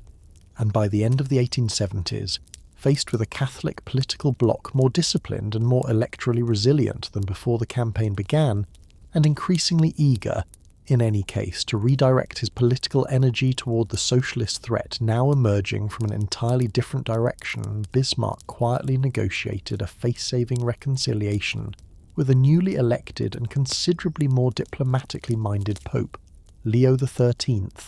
walking back nearly all of the Kulturkampf's harshest measures over the following decade in exchange for nothing more than a restored working relationship with the very institution he had spent 7 years trying to subdue, the stick and the safety net. It was against the rising challenge of German socialism rather than German Catholicism that Bismarck's domestic political instincts would find their most enduringly consequential expression, and it is worth naming honestly the genuinely strange double strategy he pursued against it, because the two halves of that strategy, pursued simultaneously and with equal conviction, would leave behind two of the empire's most permanent legacies, one of them repressive and largely forgotten, the other so influential that most of the world's modern welfare states still, whether they realise it or not, trace their basic architecture back to it. The immediate occasion for Bismarck's crackdown was a pair of assassination attempts against the elderly Emperor Wilhelm in 1878. The first, a botched shooting in early May that left the Kaiser essentially unharmed. The second, only a few weeks later, a shotgun attack that wounded the elderly monarch seriously enough that his own recovery took months, and neither one actually connected to the growing Social Democratic Party in any demonstrable way. The first attacker turning out to be a delusional former factory worker with no coherent political affiliation at all, and the second a disaffected aristocrat whose own politics leaned, if anything, toward the conservative rather than the socialist end of the spectrum, but both of which Bismarck seized upon with characteristic opportunism, dissolving the Reichstag and calling a fresh election fought explicitly on the question of the socialist threat, to push through the newly elected and considerably more pliable Reichstag a sweeping anti-socialist law banning socialist organisations, socialist meetings, and socialist publications throughout the empire, a law renewed repeatedly across the following 12 years and enforced with real severity, driving the Social Democratic Party's organisational structure underground or into exile, even as, remarkably, individual Social Democratic candidates remained legally permitted to stand for and win Reichstag seats as private citizens, an inconsistency in the law's design that meant the very party Bismarck was trying to suppress kept growing, election after election, into one of the Reichstag's largest factions throughout the entire period of its supposed illegality. It was precisely this failure of pure repression that pushed Bismarck toward the second, and considerably more historically significant half of his anti-socialist strategy, a calculated wager that German workers might be won away from revolutionary socialism not by punishment alone, but by giving them, directly from the hand of the conservative imperial state itself, many of the concrete material protections that socialist agitators promised only a hypothetical future revolution might eventually deliver. Between 1883 and 1889, Bismarck's government pushed through the Reichstag a genuinely unprecedented sequence of social insurance laws, beginning with compulsory health insurance in 1883, funded jointly by worker and employer contributions and covering medical treatment and a portion of lost wages during illness, followed in 1884 by compulsory accident insurance, funded entirely by employers, covering injuries sustained on the job, and completed in 1889 by a system of old age and disability pensions, guaranteeing for the first time in any major nation's history that an elderly worker who had spent a lifetime labouring in a Ruhr steelworks or a Saxon textile mill might retire with some guaranteed income rather than facing destitution the moment his body could no longer work. It is worth naming honestly, and without either overpraising or dismissing it, exactly what motivated this genuinely pioneering legislation, because Bismarck himself was entirely candid, in his own private correspondence and Reichstag speeches alike, that his purpose was not humanitarian conviction in any abstract sense, but hard-headed political calculation, an attempt, in his own words, to purchase the loyalty of the working class to the conservative state through concrete material benefit rather than surrender it to socialist revolutionaries promising a more distant and more radical transformation. The strategy, judged purely on its own stated terms, largely failed. The Social Democratic Party continued growing steadily throughout the 1880s regardless, and would go on, by the empire's final pre-war election in 1912, to become the single largest party in the entire Reichstag. But the institutions Bismarck built to try to stop that growth outlived both his own political career and the empire itself by well over a century, copied, adapted, and expanded in the decades and then the centuries that followed by nations across the entire globe, so that the basic architecture of German compulsory social insurance, health coverage, workplace accident coverage, and old age pensions stands today, however unrecognisably transformed, as one of the single most consequential and most quietly enduring legacies any 19th century statesman anywhere in the world ever left behind. A genuinely strange inheritance to have grown out of a campaign whose original, explicit purpose was to blunt a socialist revolution its own architect never actually managed to prevent. It is worth naming, too, the movement Bismarck's whole strategy was actually built to contain, because the Social Democratic Party that grew, decade after decade, into the largest single party in the Reichstag was never the shadowy conspiratorial threat Bismarck's own anti-socialist propaganda liked to portray it as, but a genuinely disciplined, genuinely mass democratic organisation led, for most of the empire's existence, by a former master turner named August Bebel, a self-taught working-class intellectual who rose to become one of the most formidable parliamentary orators in the entire Reichstag, and who helped draft, together with the party's leading theoretician Karl Kautsky, the Erfurt Programme of 1891, a founding statement of party doctrine that combined an avowedly Marxist long-term goal, the eventual replacement of capitalism with a socialized economy, with a considerably more immediate and considerably more practical set of demands: universal suffrage reform, an 8-hour working day, and expanded protections for workers that the party pursued in practice almost entirely through patient legal parliamentary organising rather than through any of the revolutionary violence Bismarck's own anti-socialist law had been designed to suppress. A patient legalism that would matter enormously and end in real tragedy once the party finally inherited the collapsing empire's own government in November of 1918. It is worth naming plainly what this new system actually meant for an individual worker's life, because the abstraction of a landmark law can obscure exactly how concretely it touched an ordinary household's daily calculations. A Ruhr miner injured in a rockfall before 1884 had, in the great majority of cases, no legal recourse at all beyond whatever discretionary charity his employer chose to offer, and a family whose sole wage earner was killed or permanently disabled on the job faced quite simply destitution.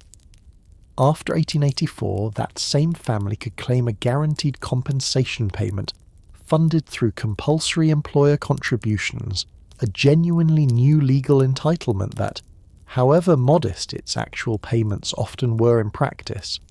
represented the first time in German history that an ordinary labouring family's survival after a workplace catastrophe did not depend entirely on an employer's personal goodwill. The furnace of the mind.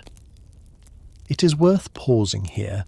before this story turns back to the harder business of alliances and armies, to spend a little time on a very different kind of German power that was building itself in these same Gründerzeit decades, inside university lecture halls and laboratories, rather than inside foundries and cabinet rooms, because the same unified, well-funded and fiercely competitive state that built Krupp's cannon and Bismarck's welfare laws also built, across these same years, a system of research universities that briefly made Germany, by any honest measure, the intellectual capital of the entire scientific world. German universities in this period pioneered the modern research doctorate, the seminar-based graduate training that ambitious students from Britain, France, Japan, and the United States alike crossed oceans specifically to receive, and a culture of disciplined, well-resourced laboratory science that produced, across barely 3 pre-war decades, an extraordinary concentration of the era's most consequential discoveries. In 1895, a physicist named Wilhelm Röntgen, working at the University of Würzburg, discovered a previously unknown form of radiation he modestly named, for lack of a better term, X-rays. An achievement that would win him, in 1901, the very first Nobel Prize in Physics ever awarded, and that transformed medical diagnosis so immediately and so completely that hospitals across the globe were using the new X-ray machines within a matter of months of his original, almost accidental discovery. A Berlin physician and bacteriologist named Robert Koch identified, across these same decades, the specific bacteria responsible for both tuberculosis and cholera, 2 of the single deadliest infectious diseases in human history, work that helped found the entire modern science of microbiology, and that earned him his own Nobel Prize in 1905. One of Koch's own students, Emil von Behring, developed in these same Berlin laboratories an antitoxin treatment for diphtheria, at the time one of the single most common causes of childhood death anywhere in the industrialized world, work that saved an incalculable number of children's lives across the following decades, and that earned Behring in 1901 the very first Nobel Prize in Physiology or Medicine ever awarded, a genuinely striking fact worth sitting with for a moment, that the first Nobel Prizes in both physics and medicine alike went to German researchers working inside this same empire's own university system. In the very same handful of years this story has already spent so much time describing in considerably darker terms, and in December of 1900 a Berlin physicist named Max Planck, wrestling with a stubborn mathematical puzzle in the physics of heat radiation that no existing theory could adequately explain, proposed, almost reluctantly and initially, as little more than a convenient mathematical device, that energy itself might be emitted and absorbed only in small discrete packets, rather than in a smooth continuous flow, a modest-seeming proposal that would, within only a few years, blossom in the hands of a considerably younger and considerably more radical German-trained physicist named Albert Einstein, working in these same years first in Switzerland and then, from 1914 onward, at a newly created research institute in Berlin itself, into the entire quantum revolution that still underpins the whole of modern physics today. An intellectual inheritance this same empire's own scientific culture made possible even as its diplomats and generals were building, in parallel, the machinery that would eventually help destroy it. It is worth naming too two rather more visible and more immediately popular technological achievements from these same decades, because they show how thoroughly this same restless German engineering culture reached beyond the university laboratory and into the empire's own popular imagination. In 1886, an engineer named Carl Benz, working in the city of Mannheim, patented what is widely regarded as the first true automobile, a three-wheeled motor carriage powered by an internal combustion engine of his own design, a modest beginning that would, within only a few decades, grow into an entire global industry. And beginning in 1900, a retired cavalry general named Ferdinand von Zeppelin, having grown obsessed, in his own later career, with the military and commercial potential of rigid, steerable airships, launched the first of what would become an entire fleet of enormous cigar-shaped Zeppelin airships, vessels that captured the German popular imagination so completely in these final pre-war years that ordinary Germans donated funds to a national Zeppelin subscription drive with an enthusiasm that rivaled the popular fundraising campaigns Tirpitz's own Navy League organised for battleships, a whole nation, in these last confident years before 1914, visibly delighted by its own demonstrated mastery of steel, speed and flight. It is worth naming too that this same popular fascination with flight carried within it, from very nearly its own beginning, the same double edge running through so much else this story has described, because Zeppelin's own airships, whatever the genuine civilian wonder they inspired, were designed from the outset with a clear military application in mind, and the Imperial Army had already begun incorporating them into its own reconnaissance, and, eventually, bombing plans well before the war that would put those plans into practice actually arrived, so that the same crowds who donated their own hard-earned money to the National Zeppelin Subscription Fund were, without necessarily fully realising it, helping to build one of the instruments that would, within only a few more years, carry German bombs over London and other British cities in some of the earliest sustained aerial bombing campaigns against civilian populations in the whole of human history. A grim inheritance for an invention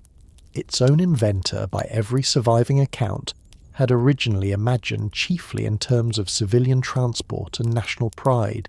It is worth naming too, honestly, the darker undercurrent running beneath this same dazzling scientific and cultural flowering,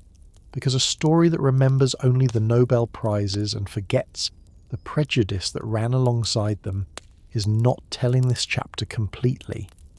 The German Empire's constitution granted its roughly 500,000 Jewish citizens full legal equality from the moment of unification in 1871, a genuine and, by the standards of the era, comparatively progressive legal achievement that allowed German Jewish scientists, physicians, bankers and merchants to rise across these same decades to a level of visible prominence in German professional and cultural life that Jewish communities in Russia or in much of Eastern Europe, still living under active legal persecution, could scarcely have imagined. And yet that same legal equality never fully translated into genuine social acceptance, and a current of organized political anti-Semitism, distinct from the older religious prejudice of previous centuries and dressed up by its most prominent pre-war agitators, in the newer and considerably more dangerous language of racial pseudoscience, ran continuously beneath the empire's confident public surface throughout these very same years, producing its own small anti-Semitic political parties in the Reichstag, its own popular pamphlet literature, and its own recurring, ugly public controversies, a current that never came close to dominating German politics during the empire's own lifetime, but that would still be there, waiting, considerably more organised and considerably more radicalised by wartime defeat and post-war humiliation, when the darker regime this channel has already told you about in an earlier story came looking for it. It is worth naming too one further and rather more hopeful cultural current running through these same final pre-war years, because the empire's cultural life, in its very last decade, was considerably more restless and considerably more experimental than its stiff, uniformed public image usually suggests. In the years just before the war, a generation of young German painters working in cities like Dresden and Munich gathered into loose collectives with names like Die Brücke, the Bridge, and Der Blaue Reiter, the Blue Rider, broke decisively with the ornate, officially sanctioned academic painting the Kaiser himself openly preferred, producing instead a raw, emotionally charged, deliberately distorted style that art historians would come to call German Expressionism. Work by painters like Ernst Ludwig Kirchner and Wassily Kandinsky that captured, whether its own creators fully realised it at the time or not, a genuine and prophetic undercurrent of anxiety running beneath the empire's confident public surface, an anxiety the paintings themselves gave form to years before the war that would confirm it had even begun. Wilhelm's own government, it is worth naming honestly, regarded this new art with open hostility. The Kaiser himself denouncing modern art in a public speech as gutter art unworthy of the German nation, a foretaste of an even harsher official verdict on exactly this same body of work that a later German regime would deliver only 2 decades further on, when it displayed paintings by these same expressionist artists in a touring exhibition deliberately organised to hold them up for public ridicule as degenerate. The honest broker. While Bismarck's domestic strategy pursued this uneasy combination of repression and reform, his foreign policy in these same years pursued an equally careful and, in its own way, equally paradoxical goal, and it is worth naming it plainly, because it represents one of the single most disciplined diplomatic achievements of the entire 19th century, and its later abandonment by Bismarck's own successors would matter enormously for how this whole story ends. Having achieved, through 3 deliberately engineered wars, exactly the amount of German unification and German power he judged sustainable, Bismarck spent the following 2 decades pursuing a foreign policy dedicated above nearly everything else to convincing the rest of Europe that Germany's territorial and political ambitions were now definitively satisfied, that the new empire sought no further conquest, and that its only remaining interest lay in preserving, through a carefully managed web of alliances, the very peace and stability that its own creation had so violently disrupted only a few years before. It is worth naming honestly the single greatest strategic anxiety that shaped this entire diplomatic project,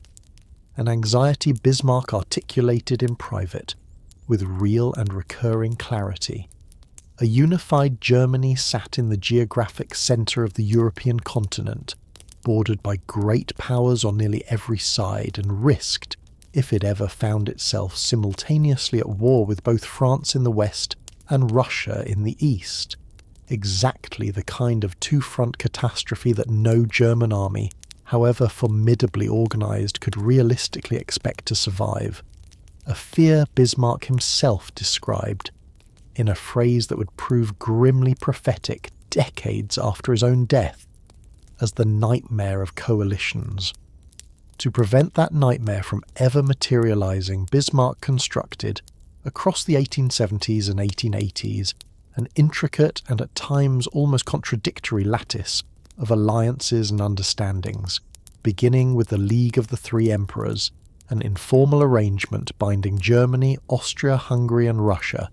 together in mutual conservative solidarity against the perceived threats of liberalism and revolution,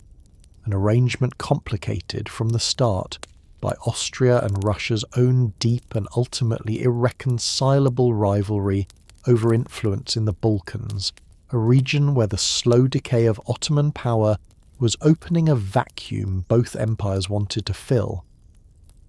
When that rivalry finally cracked the Three Emperors League apart in the late 1870s, Bismarck responded by hosting, in 1878, the Congress of Berlin, presenting himself deliberately to the assembled great powers as an honest broker, with no direct territorial interest of his own in the Balkan settlement being negotiated there, a posture calculated, with real success, to reassure the rest of Europe that Germany's new power would be used to stabilise the continent's disputes rather than to inflame them. The Congress itself gathered that summer to revise an earlier treaty Russia had imposed on a defeated Ottoman Empire after a war Russia had just won against it, redrew the map of the Balkans in ways that satisfied Austria-Hungary's own territorial anxieties considerably more than it satisfied Russia's, granting Austria-Hungary the right to occupy and administer Bosnia and Herzegovina, the very province whose later formal annexation would spark the 1908 crisis this story has already described, while trimming back the large Russian-sponsored Bulgarian state the earlier treaty had proposed into a considerably smaller territory, a settlement Bismarck himself regarded as a genuine diplomatic triumph, since it kept the peace among the great powers without costing Germany a single soldier or a single mark of its own. But that left a bitterly disappointed Russia nursing a real and lasting grievance against the very German Chancellor, who had presented himself throughout the negotiations as its impartial friend, a grievance that would complicate Bismarck's own subsequent efforts, only a few years later, to rebuild precisely the kind of trusting German-Russian relationship his reinsurance treaty depended on. And when Austria and Russia's rivalry proved in the end impossible to fully reconcile, Bismarck constructed instead a formal dual alliance with Austria-Hungary in 1879, later expanded into a triple alliance with the addition of Italy in 1882, while simultaneously, and with a diplomatic dexterity that later German leaders would prove entirely unable to replicate, maintaining a separate secret understanding with Russia itself, the so-called Reinsurance Treaty of 1887, specifically designed to ensure that even as Germany bound itself formally to Russia's regional rival Austria-Hungary, Russia would still trust that Germany would remain neutral in the event of a war Russia did not itself start. A genuinely remarkable feat of simultaneously reassuring two mutually suspicious allies that neither one, in Bismarck's careful design, was ever meant to fully understand the full extent of Germany's separate understanding with the other. A reluctant empire overseas. It is worth naming too one further and in some ways surprising feature of Bismarck's foreign policy in these years, because it would shape the darkest single chapter this whole story is left to tell, and that is the new German Empire's genuinely reluctant, almost accidental entry into the European scramble for overseas colonial territory. For most of the 1870s and into the early 1880s, Bismarck himself expressed, repeatedly and in terms his own colonial enthusiasts found genuinely frustrating, real skepticism about the value of overseas colonies at all, reportedly telling one persistent advocate of German colonial expansion that his own map of Africa lay in Europe, since Russia was on one side of it and France on the other, and that this, in Bismarck's own priorities, was Germany's true map of Africa, a dismissive line that captures, fairly accurately, his genuine conviction that colonial adventures overseas risked distracting German resources and German diplomatic attention from the far more urgent business of managing Germany's position at the centre of a genuinely dangerous European balance of power. That reluctance shifted rather suddenly in 1884, under pressure from a combination of German commercial interests eager for protected overseas markets and raw materials, an organised colonial lobby, the German Colonial Society, founded that same decade and swelling, within only a few years, to a membership in the tens of thousands, that campaigned tirelessly through pamphlets, public lectures, and its own popular magazine for the same civilizing mission its British and French counterparts invoked to justify their own colonial projects,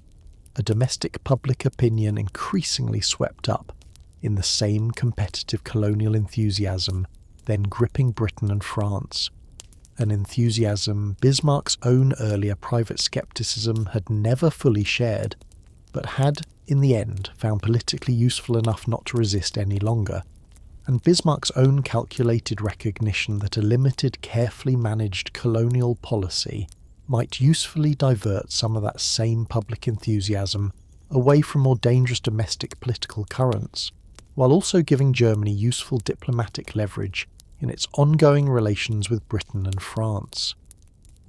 In that same year, Bismarck hosted the Berlin Conference, gathering representatives of the major European powers, together with the United States, to formalise the rules by which Africa's remaining unclaimed territory would be divided among the competing colonial powers, a conference conducted, it is worth naming honestly, entirely without the presence or consultation of a single African representative from any of the societies whose land and futures were, in practice, being carved up in that Berlin conference room. Out of the scramble that followed, Germany rapidly acquired a scattered overseas empire of its own, German Southwest Africa, corresponding roughly to the territory of modern Namibia, German East Africa, covering much of what is now Tanzania, Rwanda and Burundi, territories in West Africa that would become Togo and Cameroon, both administered, like nearly every German colony this story has named, through a forced labour and taxation system that compelled local populations to grow specific cash crops for export, or to labour on colonial infrastructure projects under threat of corporal punishment. A system whose administrators back in Berlin defended, in the confident colonial language of the period, as a civilising and modernising influence, and that the population subjected to it experienced, by every surviving account gathered after the colonial period ended, considerably more often as simple coerced extraction. A network of Pacific Island possessions, including parts of New Guinea and the Marshall Islands, acquired chiefly for their copra and phosphate resources, and administered with a comparatively light colonial footprint simply because so few German settlers or administrators had any interest in living there at all. And, on the coast of China, the leased port territory of Kiaochou, seized in 1897 as compensation for the killing of 2 German missionaries, and developed, over the following years, into a genuinely significant German naval and commercial outpost centred on the city of Qingdao, whose German colonial administrators in 1903 established there a brewery built specifically to supply the colony's own garrison and merchant community with beer brewed to a recognisably German standard, a brewery that survived the colony's loss to Japan during the First World War and that still operates today, its beer sold worldwide under the city's older transliterated name, Qingtao, a genuinely strange surviving fragment of this empire's brief colonial adventure in China that a great many people who have tasted it have no idea traces its origins back to a 19th century German garrison town at all. It is worth naming too a single speech Wilhelm II gave in the summer of 1900 that would come to haunt his own nation's international reputation for the following 2 decades, because it captures, In the Kaiser's own unguarded words, exactly the kind of instinct for reckless public bravado that would prove so costly in the crisis of 1914. That summer, foreign nationals and Chinese Christian converts in Beijing came under siege from a nationalist and anti-foreign uprising known as the Boxer Rebellion, a crisis in which Germany's own newly appointed minister to China was murdered by Boxer rebels in the streets of the capital. And as German troops departed to join the international expeditionary force being assembled to relieve the siege, Wilhelm delivered a farewell speech at the port of Bremerhaven, urging his own soldiers to give the Chinese no quarter, to take no prisoners, and to conduct themselves, he told them, in a manner that would leave the very name of Germany remembered in China for 1,000 years, the way the name of the ancient Huns was still remembered in Europe. A speech so intemperate that even Wilhelm's own government tried, with only partial success, to suppress its full text from publication, and that gave Germany's enemies, once the far larger war of 1914 finally arrived, a ready-made and endlessly repeated piece of wartime propaganda, the label of the Hun, that British and American newspapers would apply to German soldiers for the whole of the following war. The uncounted dead of Namibia. It is worth naming plainly, and without softening, what German colonial rule actually did in one of these territories in particular, because a story that hurries past this chapter, or compresses it into a single glancing sentence, is not telling the history of the German Empire honestly, and this channel has always tried to count the dead that popular memory too often leaves uncounted. In German Southwest Africa, in the early years of the 20th century, the indigenous Herero and Nama peoples, whose ancestral grazing lands had been steadily seized by German settlers and colonial administrators over the preceding 2 decades, and whose herds and livelihoods had been further devastated by a catastrophic Rinderpest cattle epidemic that swept the region in the 1890s, rose in armed rebellion in January of 1904. It is worth naming plainly the specific mechanism through which that land had been seized in the first place, because it followed a pattern German colonial administrators used deliberately and repeatedly. German trading companies and colonial officials extended credit and loans to Herero cattle owners on terms that a great many of them, unfamiliar with European contract law and often unable to read the documents they were asked to sign, could not realistically hope to repay. And when a severe drought and the Rinderpest epidemic together destroyed a large share of Herero cattle herds in the mid-1890s, colonial courts and administrators used the resulting defaults to confiscate Herero grazing land on a truly enormous scale, so that by the time the uprising finally broke out in January of 1904, killing a number of German settlers in the opening days of the uprising, an act of violent resistance that the German colonial authorities and a great many ordinary Germans following the news back home chose to interpret not as the desperate response of a dispossessed people, but as an unprovoked and barbarous outrage demanding total, exemplary retribution. It is worth naming, too, just how numerically lopsided this whole colonial relationship actually was, because the German settler population of the entire colony numbered, at the time the uprising began, only a few thousand people scattered across a territory considerably larger than the German homeland itself, ruling over an indigenous Herero and Nama population that outnumbered them many times over. An imbalance that goes some distance toward explaining the sheer disproportionate ferocity of the colonial response that followed. A small, anxious settler and administrative class reacting to a rebellion by a population it had never actually held by ordinary strength of numbers, only by the far more brutal advantage of modern rifles and machine guns against spears and older hunting weapons. The German response, once a newly dispatched military commander named Lieutenant General Lothar von Trotha,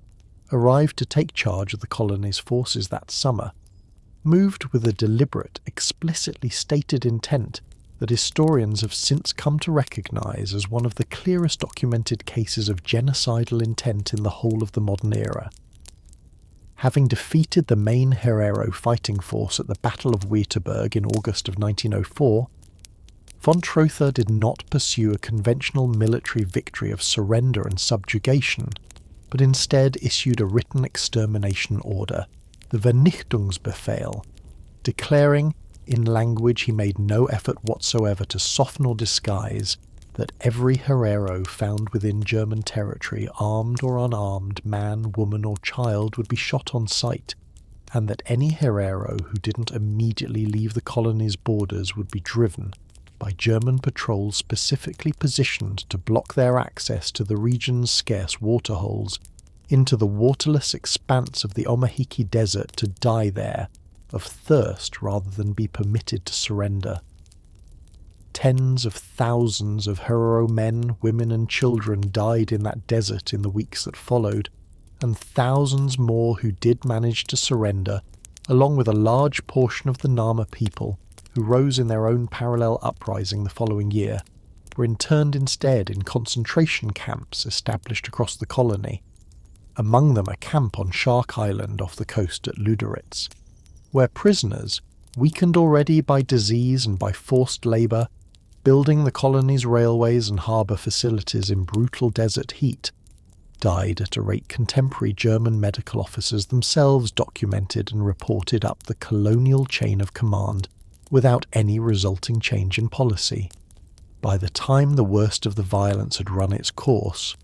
historians estimate that somewhere between 60 and 80% of the entire Herero population and roughly half of the Nama population had been killed,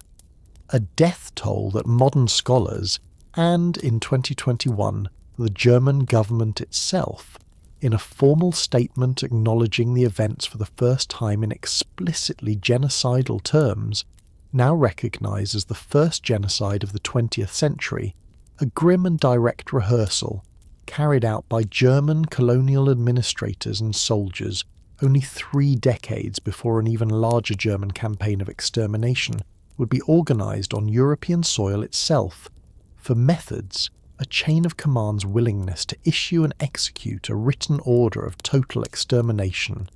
and a bureaucratic apparatus of camps and forced labour,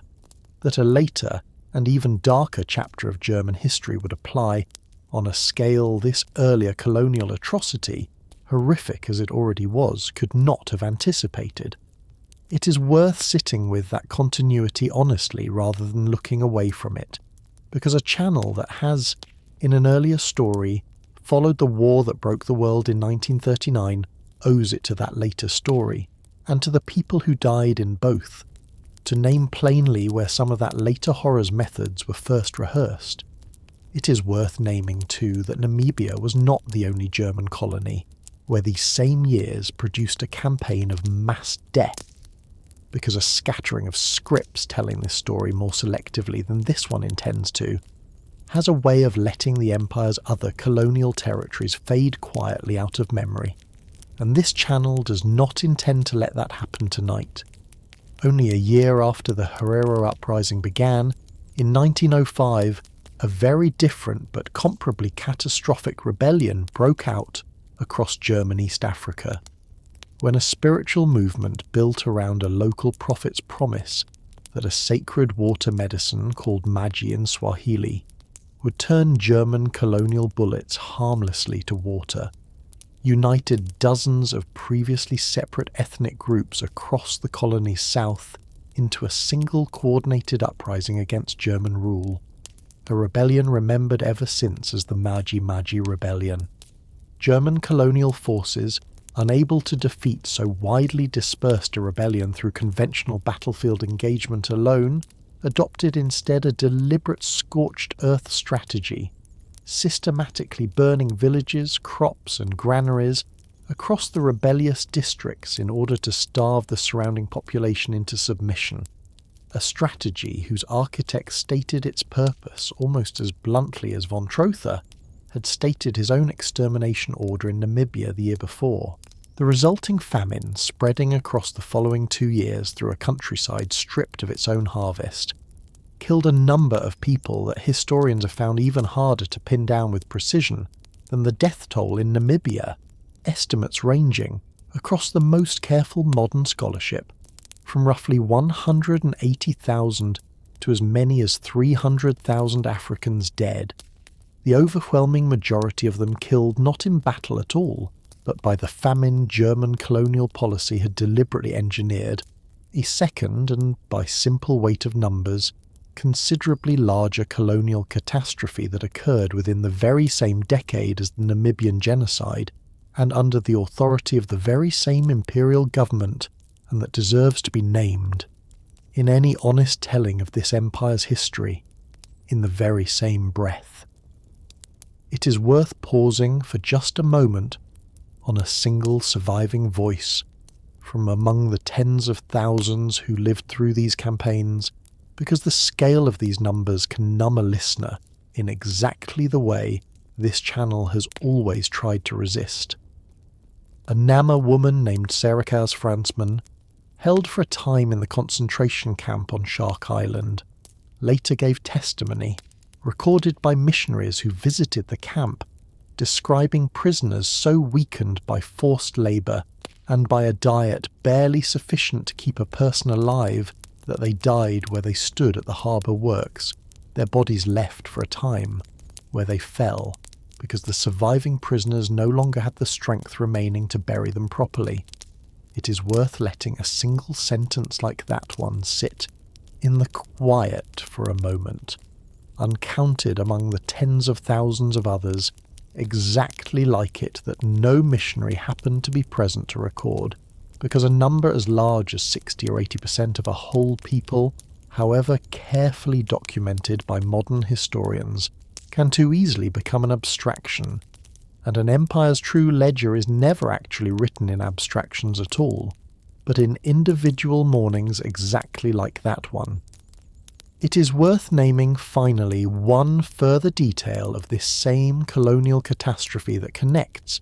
in a way that ought to trouble anyone who has just spent time in this story's earlier section on German scientific achievement. The Empire celebrated research universities directly to its concentration camps. Prisoners who died in the camps at Shark Island and elsewhere in the colony had their skulls removed in a documented and officially sanctioned practice and shipped back to anatomical and anthropological institutes in Germany, including institutes in Berlin,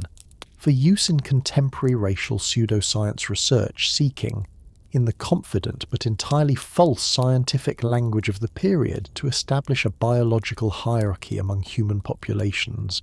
a practice historians have since connected directly to the same broader currents of eugenic and racial theory that German scientific institutions, and eventually the far darker regime that followed the empire's own collapse, would draw on again in the decades ahead. Several hundred such skulls, still held in German university and museum collections a full century later, have only in recent decades begun to be identified, formally acknowledged, and returned to Namibia for proper burial, a slow and still unfinished reckoning that the empire that first collected them left, like so much else this story has described, entirely unresolved. It is worth naming finally that the colonial administration formalised this same racial hierarchy into explicit law in the years immediately following the genocide, rather than allowing it to remain merely an informal social prejudice. In 1905, the governor of German Southwest Africa issued a decree prohibiting marriage between German settlers and the colony's African inhabitants, one of the earliest formal legal bans on interracial marriage anywhere in the modern colonial world, and colonial courts in the years that followed moved to retroactively strip legal recognition and inheritance rights from mixed-race marriages that had already taken place before the ban,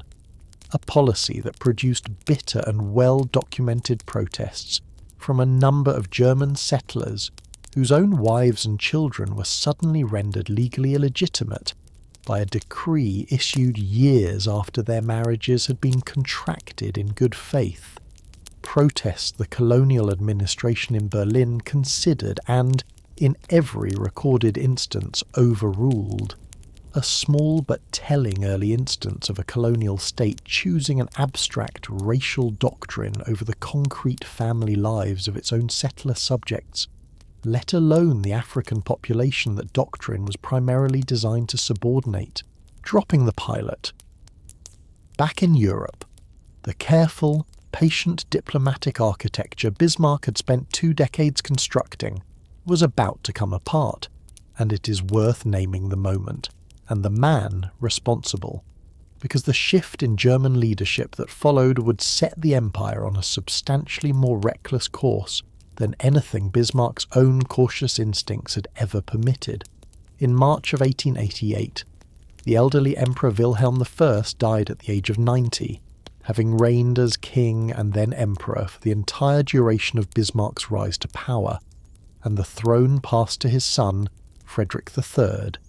a moderate, liberally inclined prince whose accession German liberals had waited for hopefully for decades, only for the new emperor to die of throat cancer after a reign of just 99 days,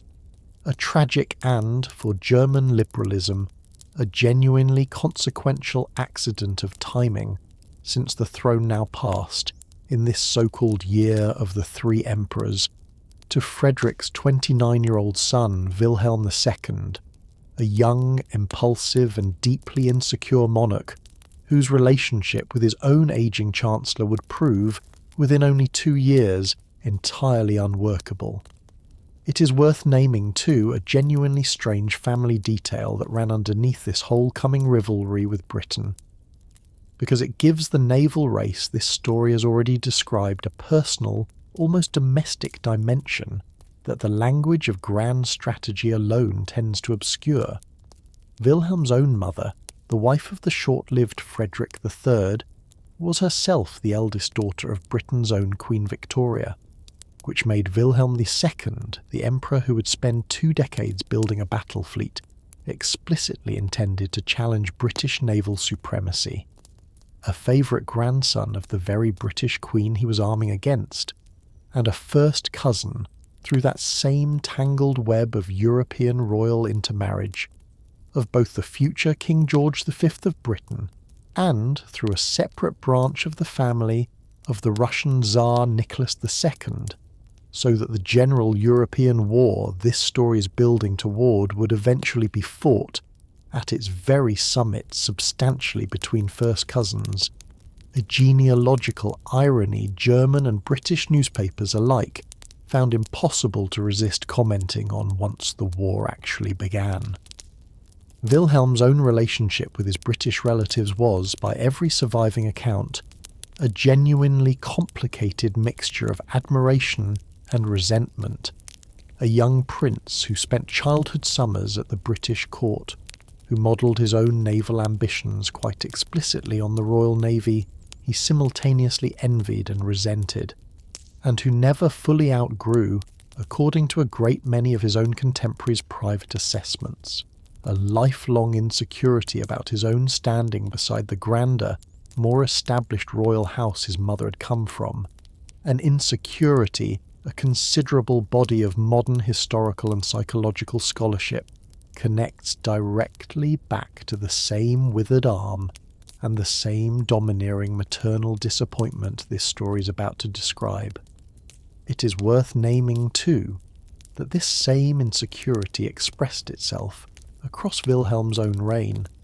in a restless, almost compulsive need to be seen personally directing every visible lever of state power at once, a monarch who changed his own senior military and diplomatic appointments with a frequency his own advisers found genuinely exhausting to keep pace with, who insisted on personally designing elaborate military uniforms for ceremonial occasions down to the smallest decorative detail, and who delivered public speeches with a bombastic, off-the-cuff theatricality that a great many of his own more cautious ministers spent a considerable portion of their careers quietly trying to walk back or explain away to alarmed foreign governments a pattern of impulsive personal rule that stood in almost total contrast to the patient, unglamorous, behind-the-scenes discipline that had actually built the empire Wilhelm now presided over. Wilhelm II had grown up with a withered left arm, the result of a difficult breech birth, a physical disability that a great deal of modern historical and psychological scholarship has connected with real, evidentiary support from the young prince's own recorded anxieties to a lifelong and deeply compensatory need to prove his own strength, decisiveness, and martial vigour, both to a domineering British mother who never fully concealed her disappointment in his physical imperfection, and to the German military and aristocratic establishment he had grown up desperate to impress. Where Bismarck's entire diplomatic method rested on patience, restraint, and the deliberate, carefully calculated limitation of German ambition, the young Wilhelm chafed, from almost the earliest months of his reign, against a chancellor who treated him, by Wilhelm's own private complaints, more like an inexperienced pupil than a sovereign emperor, and the two men clashed with increasing bitterness over both foreign policy and domestic social legislation until March of 1890, when Wilhelm, having lost patience entirely, forced the 75-year-old Bismarck's resignation after 28 consecutive years in power. A British satirical magazine, Punch, captured the moment in a cartoon that has become one of the single most famous political cartoons in modern history, showing the old Chancellor descending a ship's gangway, while a young, smugly satisfied Kaiser looks on from the deck above, captioned simply, "Dropping the pilot," an image that would prove, in the following decades, considerably more prophetic than its original artist could possibly have known, since the ship Wilhelm now insisted on steering entirely by his own hand would, within a single generation, run directly onto the rocks that Bismarck's own careful navigation had spent 2 decades working to avoid.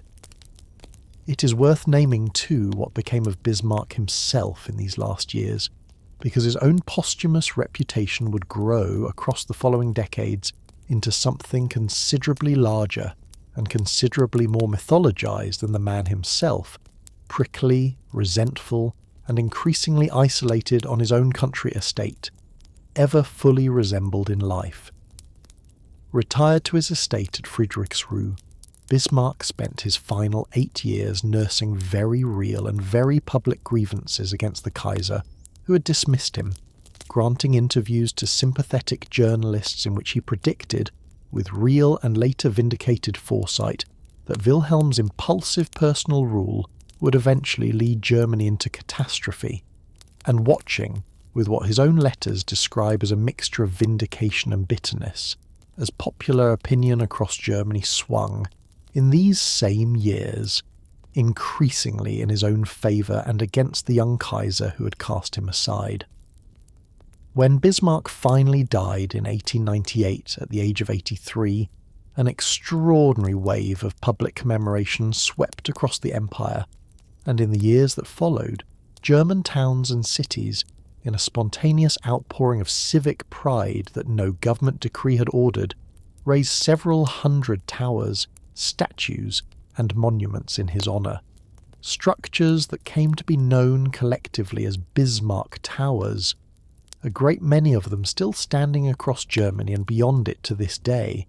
a genuinely striking measure of just how completely the empire's own popular memory had already begun, within a single generation of unification, to mythologize the blunt, ruthless Junker who built it into something closer to a founding saint than the calculating, often genuinely ruthless political operator this story has actually followed across 3 deliberately engineered wars, the chancellors who followed. It is worth naming briefly the string of considerably less commanding men who occupied Bismarck's old office across the following 2.5 decades, because the empire's domestic politics did not simply pause, while Wilhelm pursued his more dramatic foreign ambitions. And the pattern that emerges from these years, a Kaiser increasingly impatient with any chancellor who showed too much independent judgment, is worth holding on to for what it tells us about how personalised German governance had become. Bismarck's immediate successor, a career soldier and administrator named Leo von Caprivi, attempted, across 4 years in office, a genuinely more moderate course, allowing the hated anti-socialist law to lapse entirely in 1890 and negotiating a series of trade treaties that lowered tariffs and eased relations with Russia, a sensible policy that nonetheless alienated the same conservative Junker landowners whose grain exports the lower tariffs undercut, and Caprivi, lacking Bismarck's own unassailable prestige and his own personal hold over the ageing Wilhelm I, was pushed out in 1894, worn down by opposition from precisely the aristocratic establishment his own class background might have been expected to shield him from. It was Caprivi too who negotiated one of the empire's own tidier colonial trades, the Heligoland-Zanzibar Treaty of 1890, in which Germany relinquished its own territorial claims over the East African island of Zanzibar to Britain, in exchange for British recognition of German claims to a narrow inland strip of African territory connecting German southwest Africa to the Zambezi River, a strip still known today as the Caprivi Strip, together with outright British cession of a single small but strategically significant North Sea island called Heligoland, positioned close enough to the German coast that its acquisition mattered considerably more to German naval planners guarding the approaches to the fleet Tirpitz had not yet begun building than the much larger and more populous Zanzibar ever had, a trade that struck a great many contemporary British observers as a thoroughly one-sided bargain in Germany's own favour, and that a popular British rhyme of the period mocked by observing that Britain had traded away an entire island full of people for a single strip of sand. His successor, an elderly and increasingly frail prince named Chlodwig zu Hohenlohe Schillingsfürst, governed for 6 comparatively quiet years chiefly as a figurehead, real authority drifting steadily, in these same years, away from the Chancellor's office and toward the Kaiser's own immediate circle of naval, military and court advisers, exactly the kind of informal, personalised power structure that a constitution built around a strong hereditary emperor and a comparatively weak Reichstag had always been vulnerable to producing. Hohenlohe himself, by his own private diary's own rather resigned admission, understood perfectly well how little real independent authority his own office actually carried under these circumstances, recording, in terms later historians have often quoted as a uniquely candid glimpse into the empire's actual governing reality, that he functioned less as a genuine head of government in his own right than as a dignified figurehead whose principal remaining duty was simply to avoid embarrassing the Kaiser in public, an admission that captures, from the very inside of the imperial system, exactly the same hollowness at the centre of German government. This story has already asked you to notice from the outside. It was Hohenlohe's own successor, Bernhard von Bülow, Chancellor from 1900 to 1909, who presided, with a smooth and self-consciously modern political style, over the very years in which Tirpitz's naval build-up and Wilhelm's Weltpolitik reached their most confident public expression, and it is worth naming one particular Reichstag election that fell within Bülow's own chancellorship, because it captures, with an almost uncomfortable directness, just how thoroughly this story's colonial and domestic threads had become tangled together in the German public imagination. In December of 1906, reports reached Berlin of a further uprising in German Southwest Africa, an uprising the colonial administration and Bülow's own government folded into the very same military campaign against the Herero and Nama. This story is already described in full, and Bülow, facing a Reichstag that had grown increasingly reluctant to keep funding the colony's mounting military costs, dissolved Parliament and called a snap election fought explicitly and, by the standards of the era, quite viciously around the question of colonial policy, an election German newspapers of the time nicknamed the Hottentot election, using a derogatory period term for the Nama people, in which Bülow's own nationalist and colonial enthusiast coalition campaigned on posters depicting German soldiers heroically defending the empire's colonial honour against native savagery, a campaign that succeeded in sweeping the Social Democrats, the one major party that had publicly and consistently criticised the brutality of the colonial war, out of a large share of their Reichstag seats, a genuinely uncomfortable reminder that the atrocities this story named plainly in an earlier section were not some distant secret kept from the German public at the time, but were instead debated, defended, and in a great many documented cases actively celebrated in the Empire's own domestic press, and at its own ballot box. Campaign posters and pamphlets openly invoking the language of racial superiority to justify a colonial war whose actual civilian toll a great many of the very voters casting their ballots that December had, by that point, already read about in their own morning newspapers. It is worth naming, too, that not every German politician of the period looked away from what colonial rule actually involved, because a young Centre Party deputy named Matthias Erzberger spent much of this same decade investigating and publicly exposing corruption, brutality and financial mismanagement inside the Empire's colonial administration, testimony and Reichstag speeches persistent and detailed enough that they helped force a genuine, if limited, colonial reform effort under a newly created colonial office in the years just before the war, a reminder worth holding on to alongside everything else this story has named, that the Empire's own Reichstag, however constitutionally hemmed in, was never entirely without voices willing to hold the colonial project up to honest scrutiny. Bülow's own chancellorship ended in 1909, worn down by a budget crisis and by a separate scandal, the so-called Daily Telegraph affair, in which an unguarded and diplomatically disastrous newspaper interview granted by Wilhelm himself, in which the Kaiser mused carelessly about British and French hostility in terms that outraged nearly every government in Europe at once, embarrassed the whole of the German establishment badly enough that even Bülow's own defence of his sovereign in the Reichstag afterward failed to save his position, and the chancellorship passed, in its final pre-war iteration, to Theobald von Bethmann-Hollweg, a cautious, scholarly, and by most accounts genuinely well-intentioned career civil servant who would, within only 5 years of taking office, find himself signing the blank cheque this story is about to turn to, a decision he would spend the remainder of his own life insisting he had never fully understood the true weight of at the moment he made it. A place in the sun.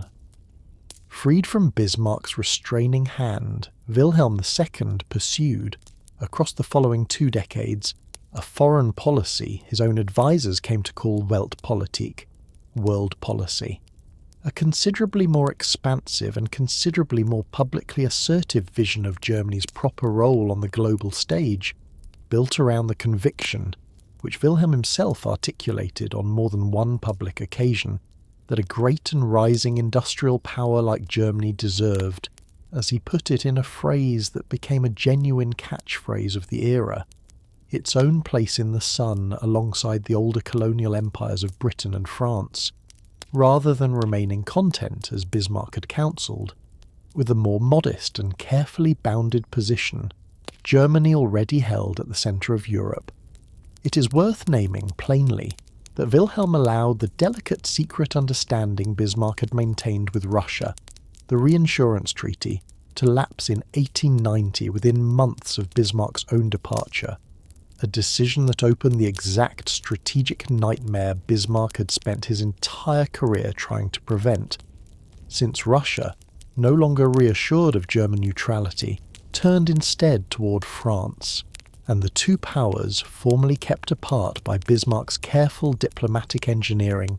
signed a formal military alliance in 1894, giving Germany, for the first time since unification, precisely the two-front strategic vulnerability its entire prior foreign policy had been built to avoid.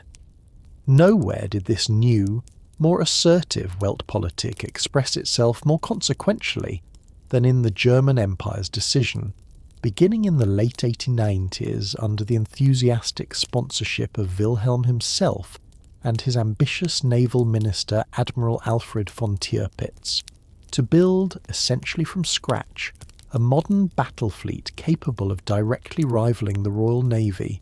the single most jealously guarded instrument of British global power and British national security alike. Tirpitz's so-called risk theory held that Germany did not need to build a navy actually larger than Britain's own, an essentially impossible goal given Britain's industrial and financial head start, but only a fleet powerful enough that any British attempt to destroy it in battle would leave the Royal Navy itself so badly weakened that Britain's other imperial commitments across the globe would be left dangerously exposed,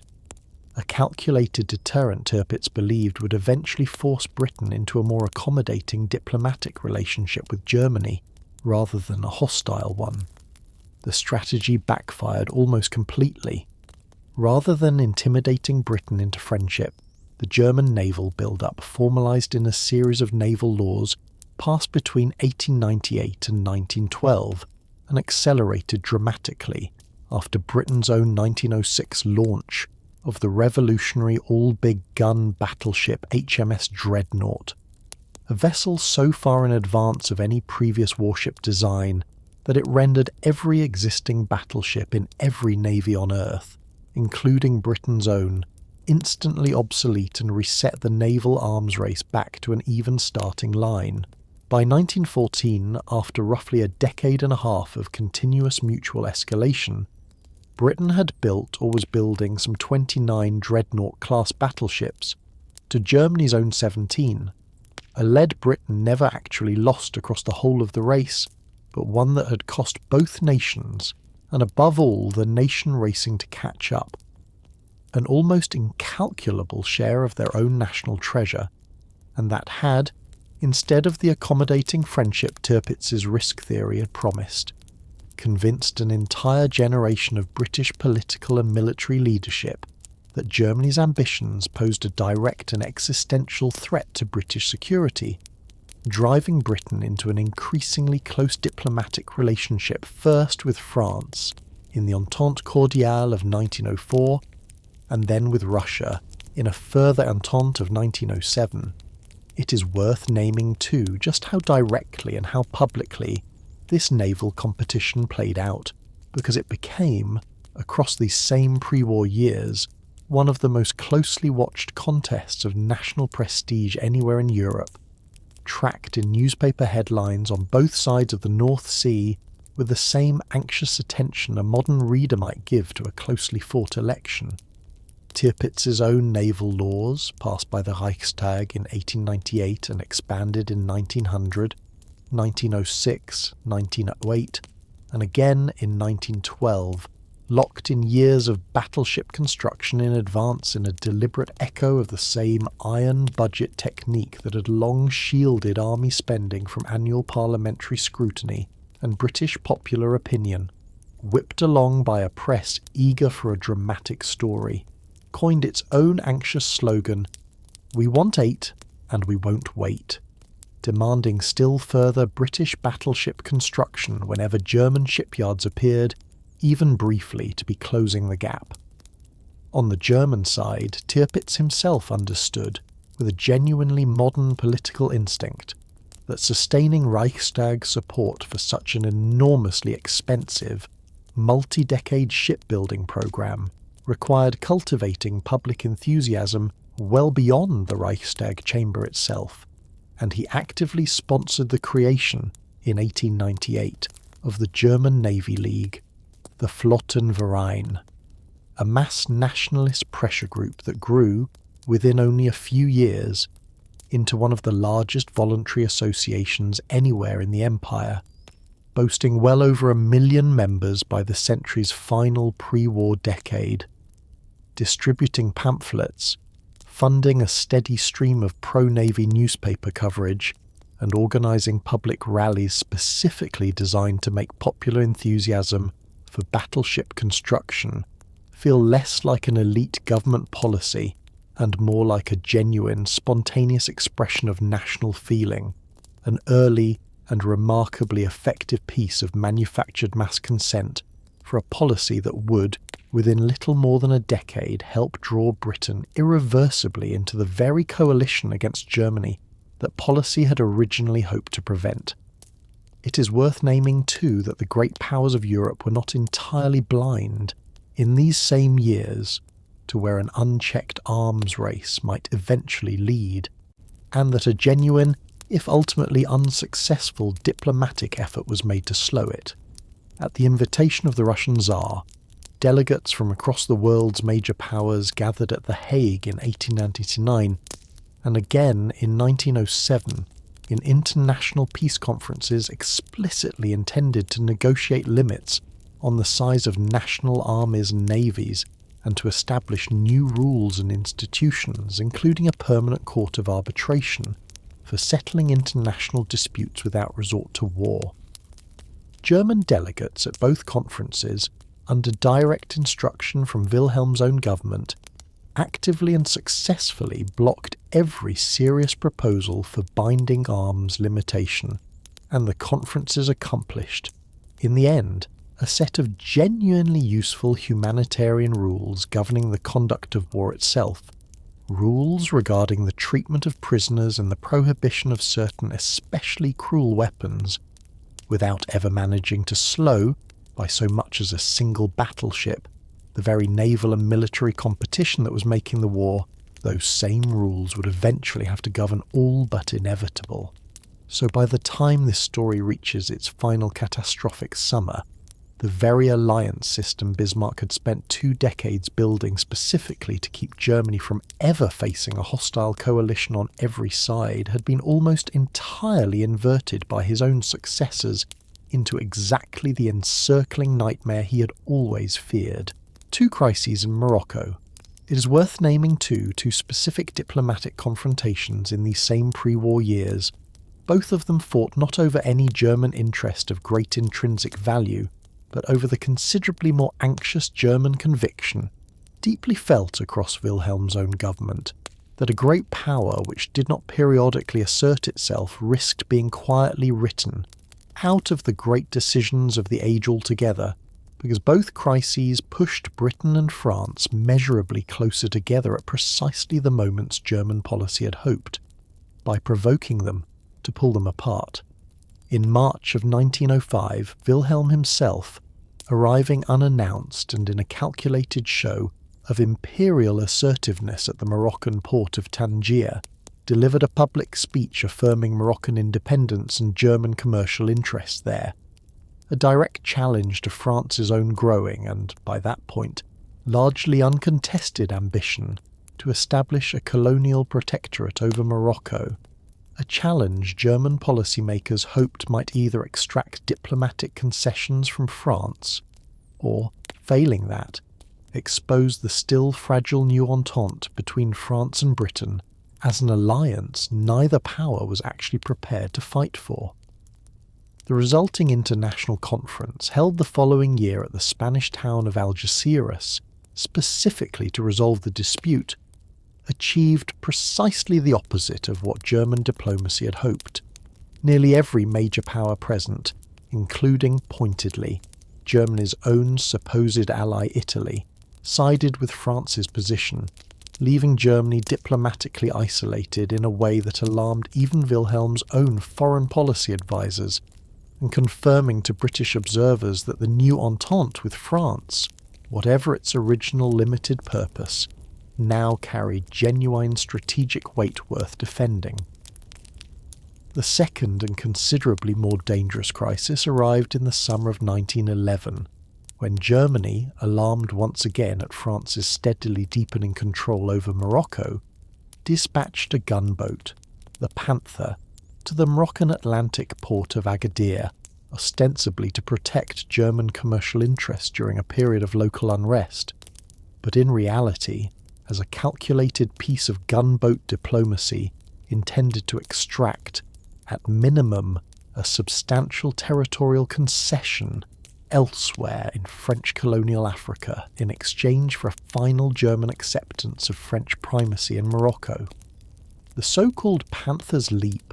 alarmed the British government considerably more than it alarmed the French, since a permanent German naval presence anywhere along the Atlantic coast of Morocco, within easy striking distance of British trade routes to the south, struck London as a direct challenge to British as much as to French interests, and a senior British cabinet minister, David Lloyd George, delivered a public speech that summer warning, in terms deliberately calculated to be understood in Berlin, that Britain would not stand by and watch its own vital interests treated, as he put it,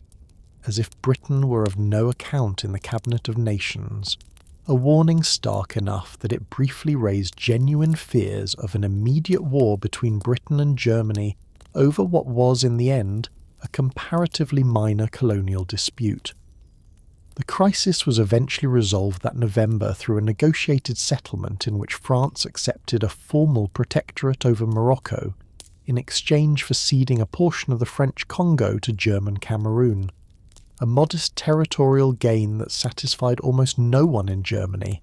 where nationalist newspapers denounced the settlement as a humiliating retreat, further hardening German public opinion against the encircling powers, and in Britain, where the crisis had confirmed, for a great many senior military and naval planners, that a European war involving Germany was no longer merely a hypothetical contingency worth planning for, but an increasingly probable one worth actively preparing against, a shift in strategic thinking that would matter enormously only 3 years later. What it actually felt like. Before this story carries you into the crisis that finally set the whole overloaded system alight, it is worth pausing for a few quiet minutes to reconstruct what ordinary daily life inside this rapidly changing empire actually felt like to the people living through it, because the sweeping language of alliances and naval laws that history is so often told in has a way of floating a listener several miles above the texture of actual lived experience, and it is worth coming back down to ground level before the story moves on. Picture a Ruhr steelworkers' morning, the factory whistle sounding while the sky outside is still fully dark in winter, the walk through streets already thick with coal smoke from 10,000 other chimneys, the particular ringing deafness that settled over a rolling mill worker's ears by the middle of a 12-hour shift,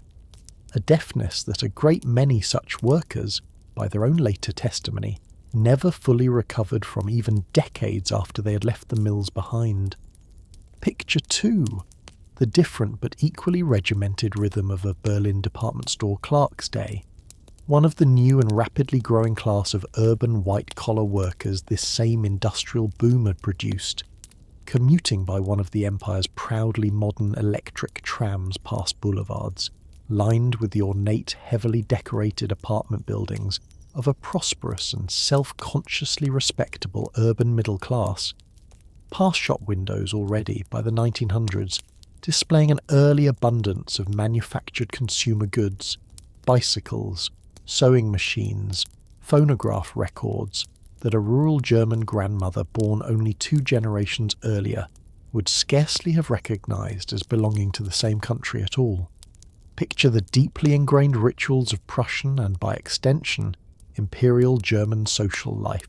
the elaborate hierarchy of military rank and title that structured everything from a dinner party seating arrangement to a young man's marriage prospects, the near-sacred status accorded to a reserve officer's commission among the empire's professional and commercial middle classes, so many of whom spent their entire adult lives quietly, earnestly striving for a title and a uniform that carried more real social prestige in the empire's own unofficial hierarchy of values than any purely civilian achievement ever could. And picture, finally, the sound of the empire's confident public self-image, the marching bands at a Kaiser's birthday parade, the newspapers filled with proud, breathless coverage of each new battleship's launch,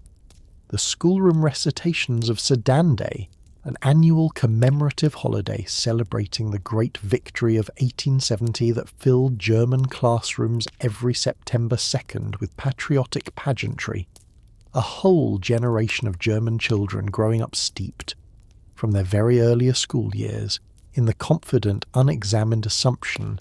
that their nation's rise had been not merely successful, but righteous, and that its continued rise was, in some largely unexamined sense, simply Germany's due.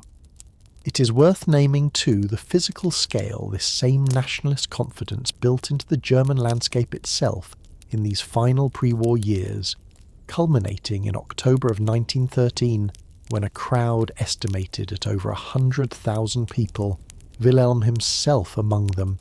gathered near the city of Leipzig to dedicate the monument to the Battle of the Nations, an almost impossibly massive stone structure, taller than the Statue of Liberty, built to commemorate the centenary of an 1813 battle, in which Prussian, Austrian and Russian forces had together finally broken Napoleon's own power in Germany. A monument whose sheer scale and whose deliberately chosen centennial timing captured, better than almost any other single physical object this story could point to,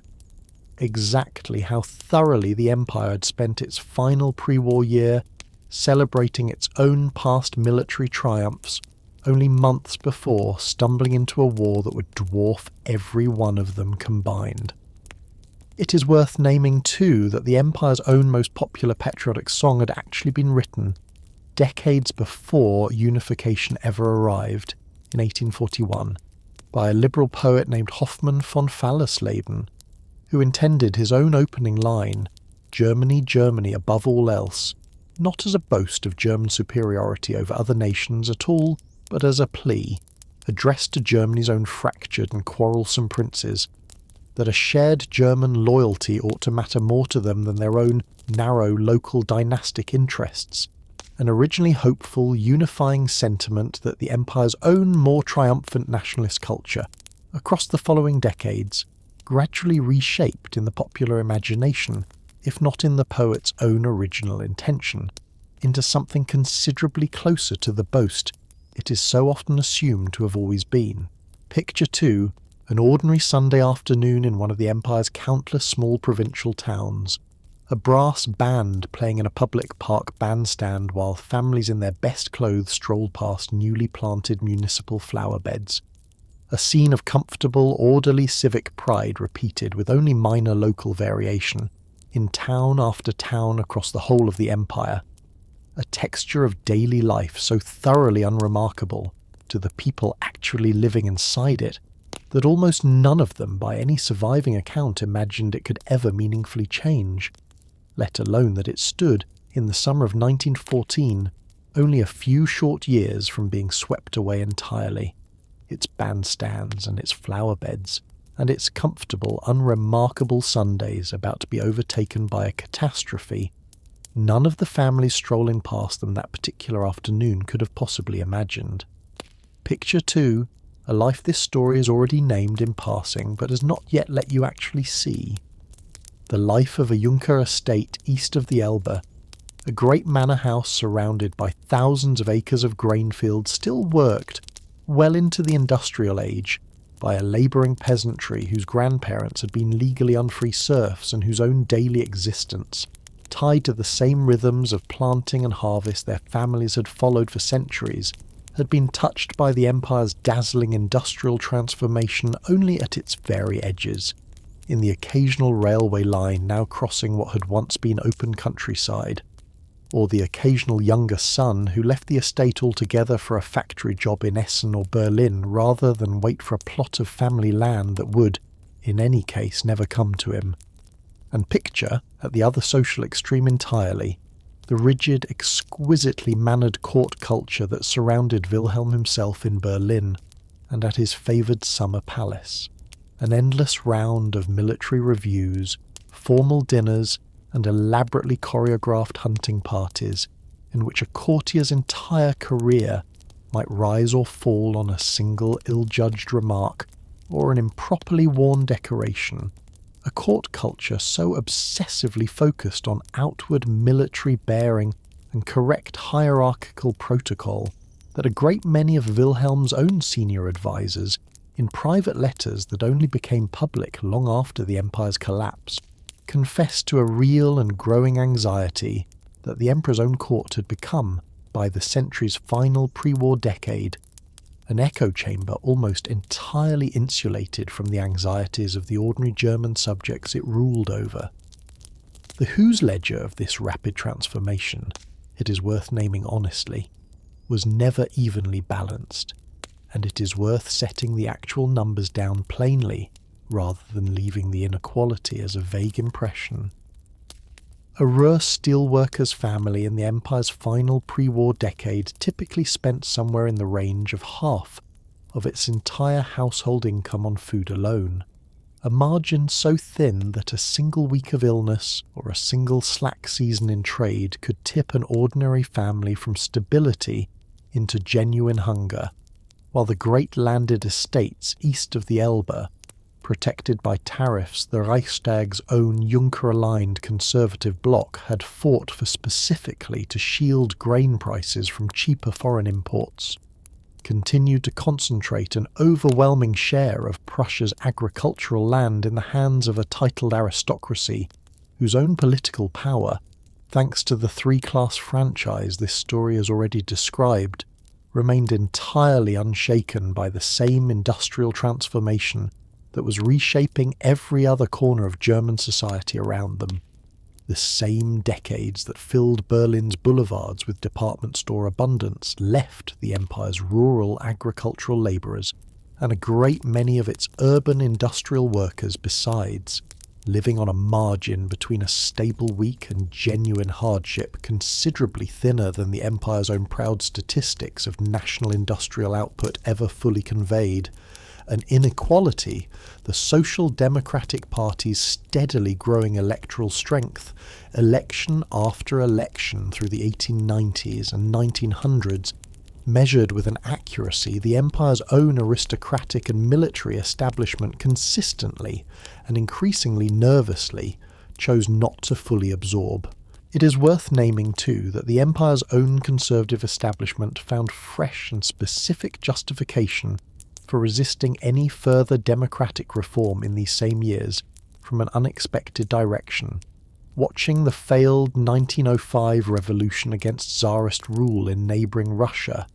a genuine popular uprising that briefly forced the Russian autocracy to grant its own limited constitutional concessions before clawing most of them back over the following years, and drawing from it, almost universally across the Prussian and imperial establishment,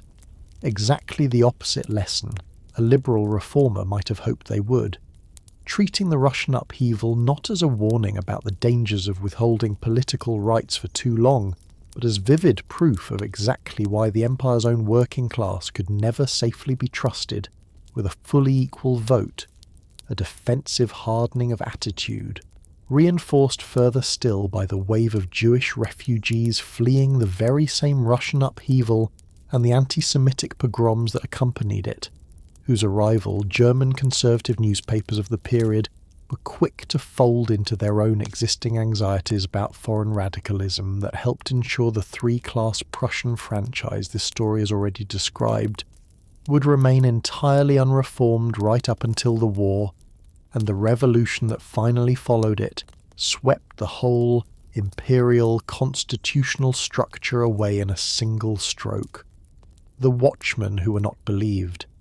It is worth naming too, before this story turns to the crisis that finally brought the whole structure down, that there were, across these same pre-war years, voices within the German establishment itself who saw with real clarity exactly where Wilhelm's Weltpolitik and Tirpitz's naval race were leading, and whose warnings went with a consistency this whole channel has learned to recognise as one of history's most stubbornly recurring patterns, largely unheeded. Bismarck himself, living out his final years in bitter, resentful retirement on his own country estate after his forced resignation, gave a series of interviews to foreign and domestic journalists in which he predicted, with a specificity that reads, from this distance, as genuinely uncanny, that some damned foolish thing in the Balkans would eventually spark the general European war his own alliance system had been explicitly designed to prevent. Warnings the very Kaiser who had dismissed him, dismissed in turn as the bitter grumbling of an old man who could not accept that Germany had outgrown his caution. Within the German Foreign Office itself, career diplomats who understood at first hand just how completely the naval race and the collapse of the Russian understanding had isolated Germany diplomatically found their more cautious counsel repeatedly overridden by a military and naval leadership, and by a Kaiser whose confidence in Germany's own overwhelming strength had, by the century's final pre-war decade, hardened into something considerably closer to genuine strategic recklessness than to the calculated caution that had built the empire in the first place, an empire straining at home. It is worth naming too that by the last 2 pre-war years, the strain running beneath the empire's confident public surface had become visible not only to a handful of anxious diplomats, but to any ordinary German reading a newspaper, because 2 separate episodes, one electoral and one military, exposed just how unresolved the empire's founding contradictions, a modern franchise laid over an unaccountable military establishment, had remained across the whole of its 40-year existence. In the Reichstag election of January 1912, the Social Democratic Party, still formally regarded with deep suspicion by the empire's own conservative and military establishment, won more votes than any other single party in the entire empire, becoming, for the first time in German history, the largest party in the Reichstag, a genuinely stunning demonstration of exactly how far German public opinion had drifted from the conservative, monarchist consensus the empire's founders had assumed would govern it indefinitely, and a result that left the empire's own establishment newspapers openly alarmed at what one of them called the Red Peril now sitting, by simple weight of votes, at the head of the nation's own elected chamber, even though that same chamber's limited constitutional power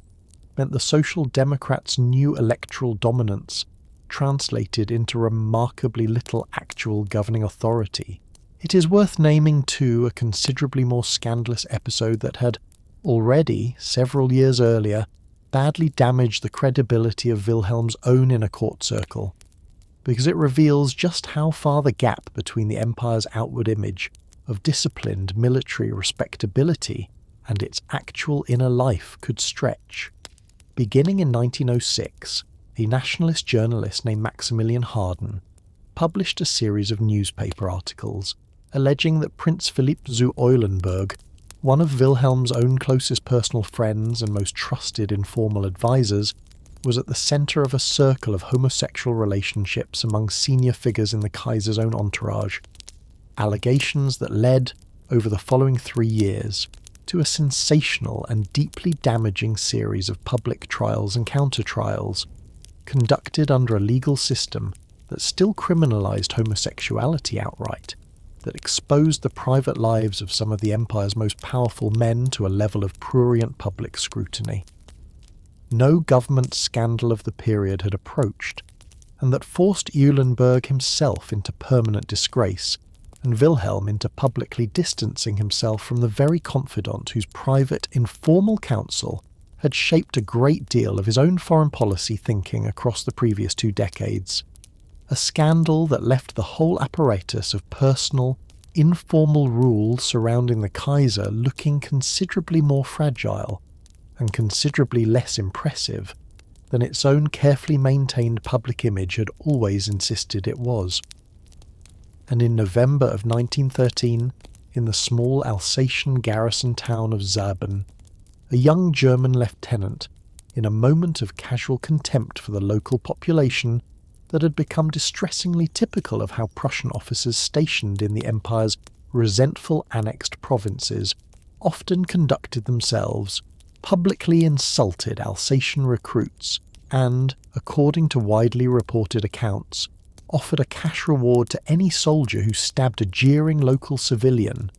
provoking days of public protest in the town that the local military garrison, rather than the civilian authorities who nominally governed the province, responded to by unilaterally declaring martial law and arbitrarily arresting dozens of civilians without any legal charge, an episode that produced a genuine constitutional uproar once it reached Berlin, since it demonstrated in the plainest possible terms that the Imperial Army considered itself answerable to no civilian authority at all, not even in matters of basic domestic public order. The Reichstag passed an overwhelming motion of no confidence in the Chancellor's handling of the affair, 293 votes to 54, the first such vote in the Empire's entire history, and it changed nothing whatsoever, because the constitution Bismarck had built gave the Reichstag no actual power to remove a Chancellor who answered only to the Kaiser and Bethmann Hollweg.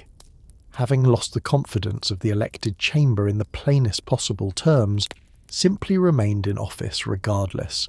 A small but genuinely revealing preview, less than a year before the war itself began, of exactly how little the Empire's democratic surface could actually restrain its military and aristocratic foundation once the two came into open conflict. The Balkan powder keg. The specific spark Bismarck had predicted arrived, as he had guessed it would, from precisely the direction he had spent his own career most anxious about.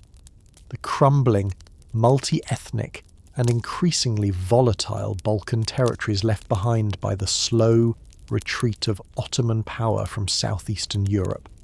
a region where Austria-Hungary's own anxious effort to maintain its influence against a rising, Russian-backed Serbian nationalism had already produced two serious diplomatic crises in the years immediately before the war, the Bosnian annexation crisis of 1908 and 1909,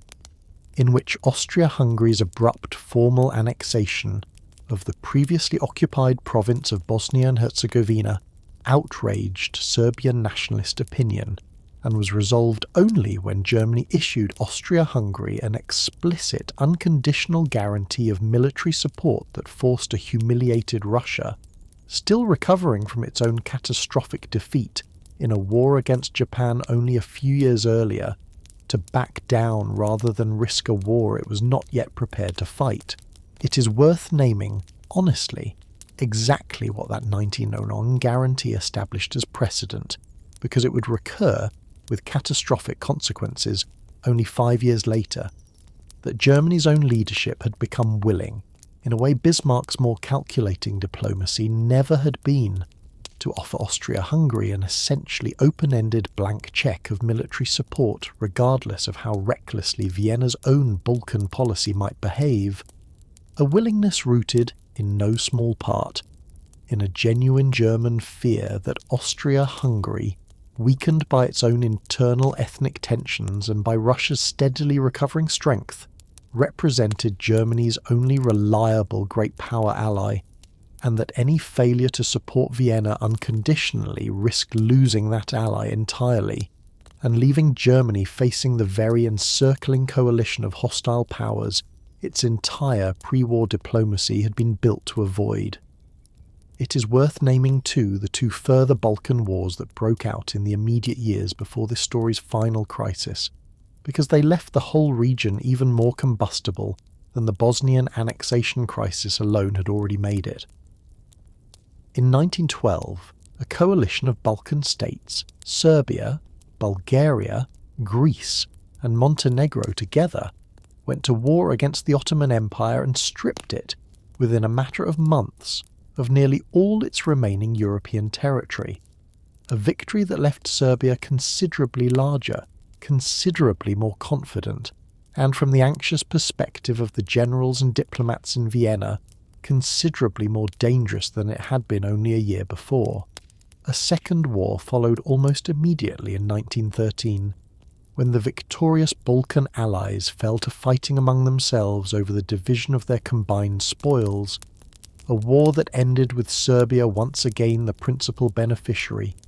Its territory and its population expanded still further, and its own nationalist press filled with increasingly confident talk of a future South Slav union that would, if it ever came to pass, draw Austria-Hungary's own restive Bosnian and Croatian populations away from Vienna's authority entirely. It is worth naming plainly that Austria-Hungary's own military and diplomatic establishment came out of these two Balkan wars more convinced than ever that Serbia represented an existential and rapidly growing threat to the empire's own survival,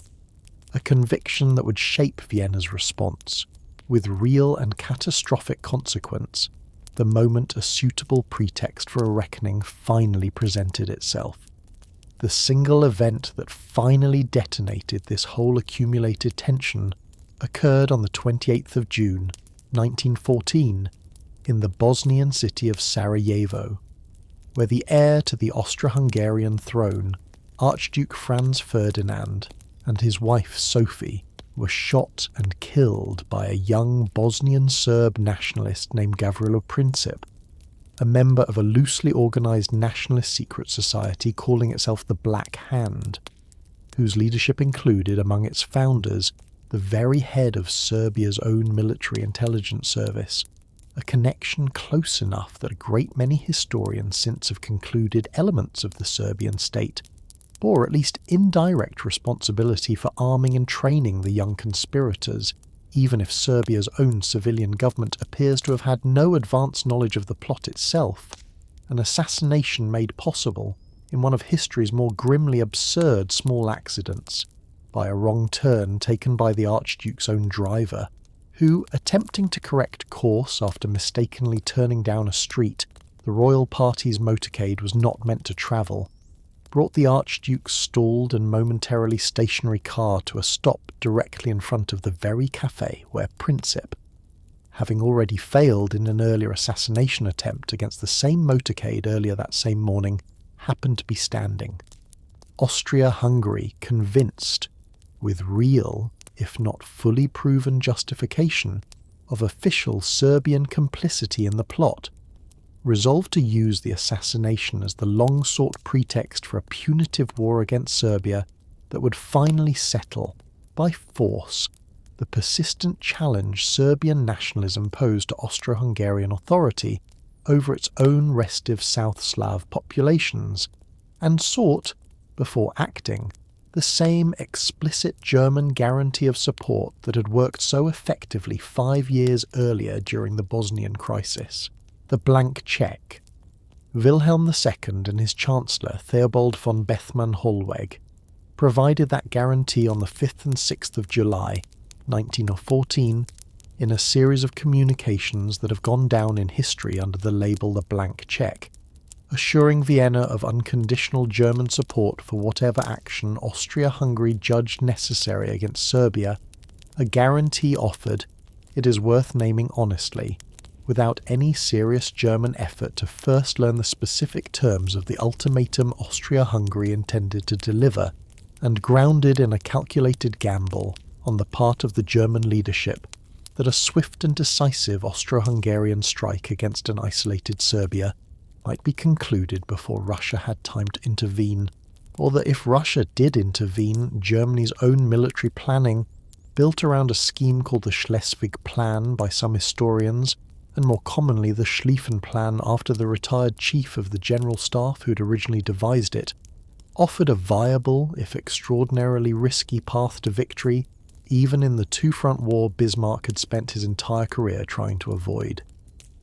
It is worth naming plainly exactly what that Schlieffen Plan actually proposed, because its rigid, narrowly timetabled logic would end up dragging the entire crisis toward general war with a speed that left almost no room, once the plan's own machinery began turning, for any of the diplomatic off-ramps that a slower-moving crisis might otherwise have found. devised on the strategic premise that Russia's vast size and comparatively underdeveloped rail network would require several weeks longer to fully mobilize its army than either France or Germany would need.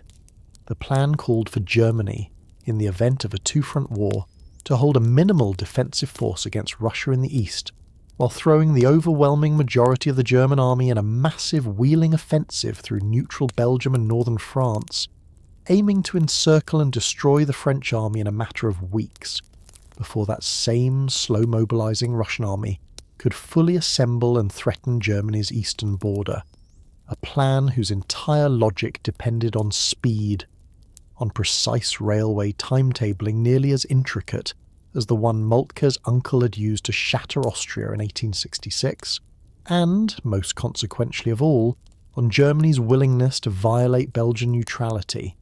a small nation's independence that Britain itself had formally guaranteed by treaty since 1839, a guarantee that would give Britain, once the invasion actually began, both a legal pretext and a genuine moral cause around which to rally its own public opinion into entering a war it might otherwise have hesitated far longer to join. It is worth naming, too, a genuinely poignant, almost unbearably human last-minute exchange between two of this whole crisis's principal royal actors, because it shows, in the most personal terms this story has to offer, exactly how little control even an emperor's own goodwill could exert once the machinery of mobilization had begun turning. As the crisis accelerated through the final days of July, Wilhelm and his first cousin Tsar Nicholas II exchanged a rapid series of personal telegrams addressed to one another by their old family nicknames, Willie and Nicky, each cousin pleading with the other to hold back from the general mobilization that both men's own generals were, in these same hours, urging them toward, Nicholas writing that he foresaw great trouble descending on the whole world, and begging Wilhelm to restrain their common ally Austria-Hungary, and Wilhelm, for his own part, appearing genuinely and increasingly desperate in his own private marginal notes on the diplomatic dispatches crossing his desk in these final days, to find some way to stop a machine his own government's blank cheque had already set irreversibly in motion, a sincerity historians still debate the depth of,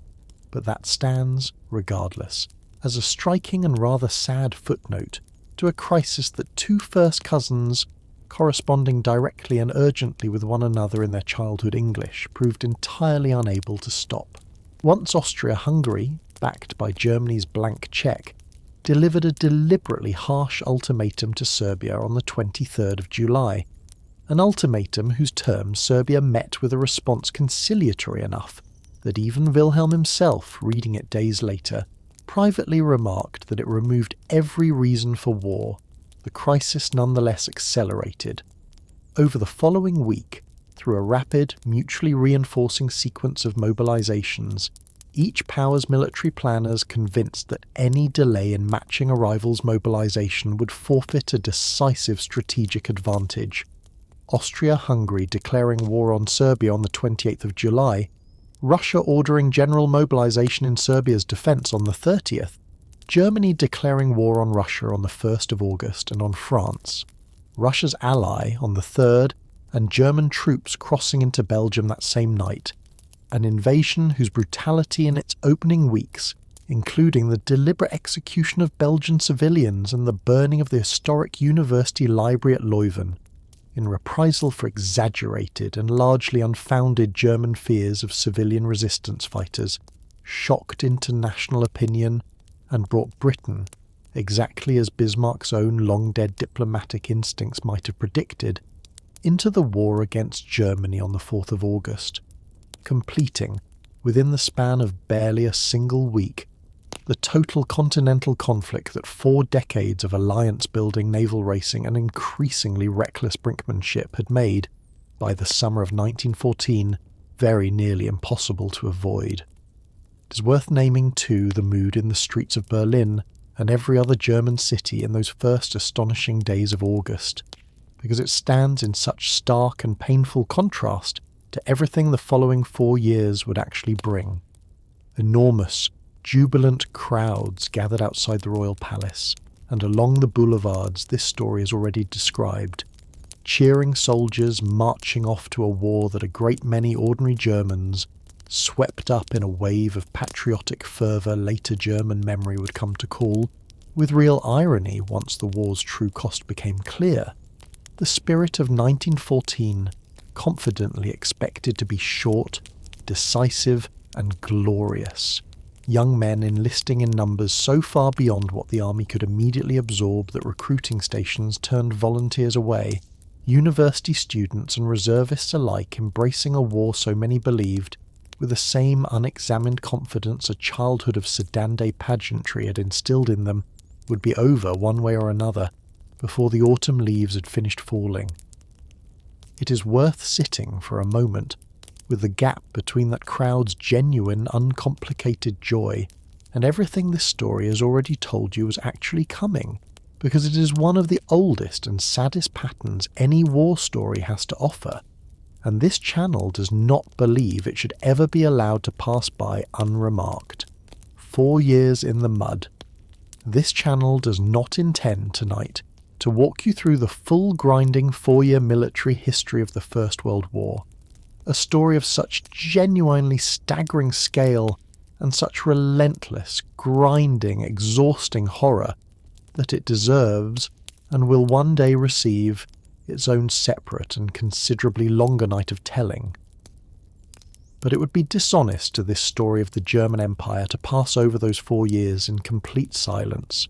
because it was inside them that the Empire's own particular fate was finally sealed, and it is worth naming briefly the shape that fate took.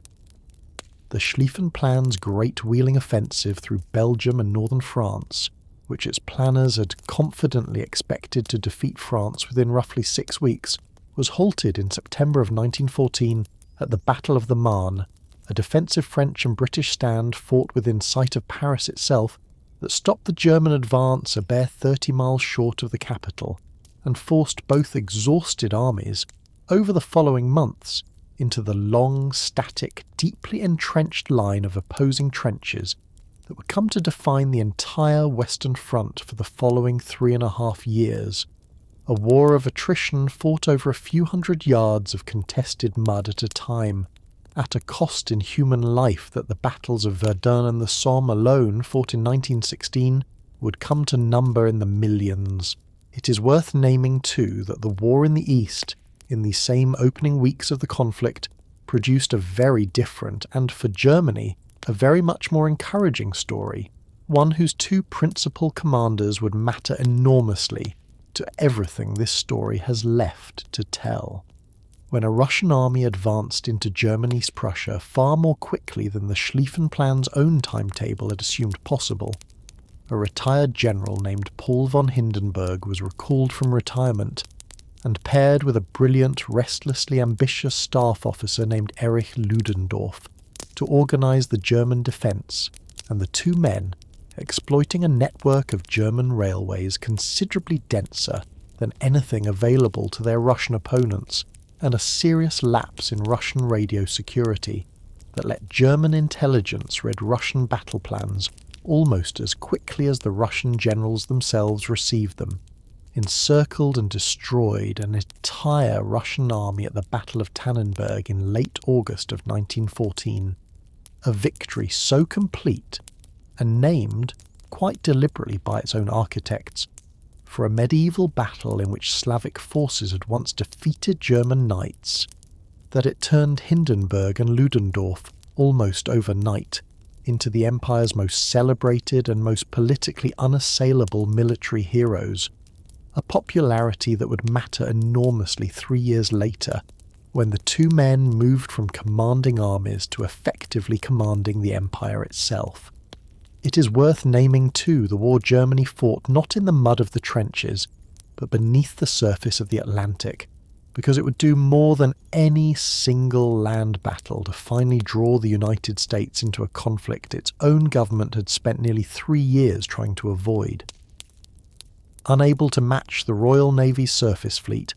bottled up for most of the war in its own home ports after a single vast and largely inconclusive clash of battleships at Jutland in 1916, German naval strategy turned instead to a fleet of submarines, U-boats, deployed to sink merchant shipping bound for Britain and starve the island nation into surrender, in a mirror image of the blockade slowly starving Germany itself. In May of 1915, a German U-boat sank the British passenger liner Lusitania off the coast of Ireland, killing nearly 1,200 people, among them well over 100 American citizens, an act that provoked such intense American outrage that Germany, unwilling yet to risk American entry into the war, temporarily restricted its submarine campaign to avoid attacking passenger vessels. But by early 1917, with the war's grinding stalemate, convincing Ludendorff and the rest of the German High Command that only a truly unrestricted submarine campaign, sinking any and every vessel approaching British waters without warning, offered any realistic hope of victory. Germany resumed unrestricted submarine warfare regardless of the diplomatic risk, a calculated gamble that starved Britain seriously enough to nearly succeed, but that also, exactly as its own more cautious German diplomats had warned it would, finally brought the United States into the war against Germany that April, tipping a manpower and industrial balance that 4 years of German military skill had, until that point, managed to hold roughly even. It is worth naming too what happened to German domestic politics across these same 4 grinding years, because the Empire's political parties did not simply fall silent once the war began. In the first days of August 1914, with German troops already marching,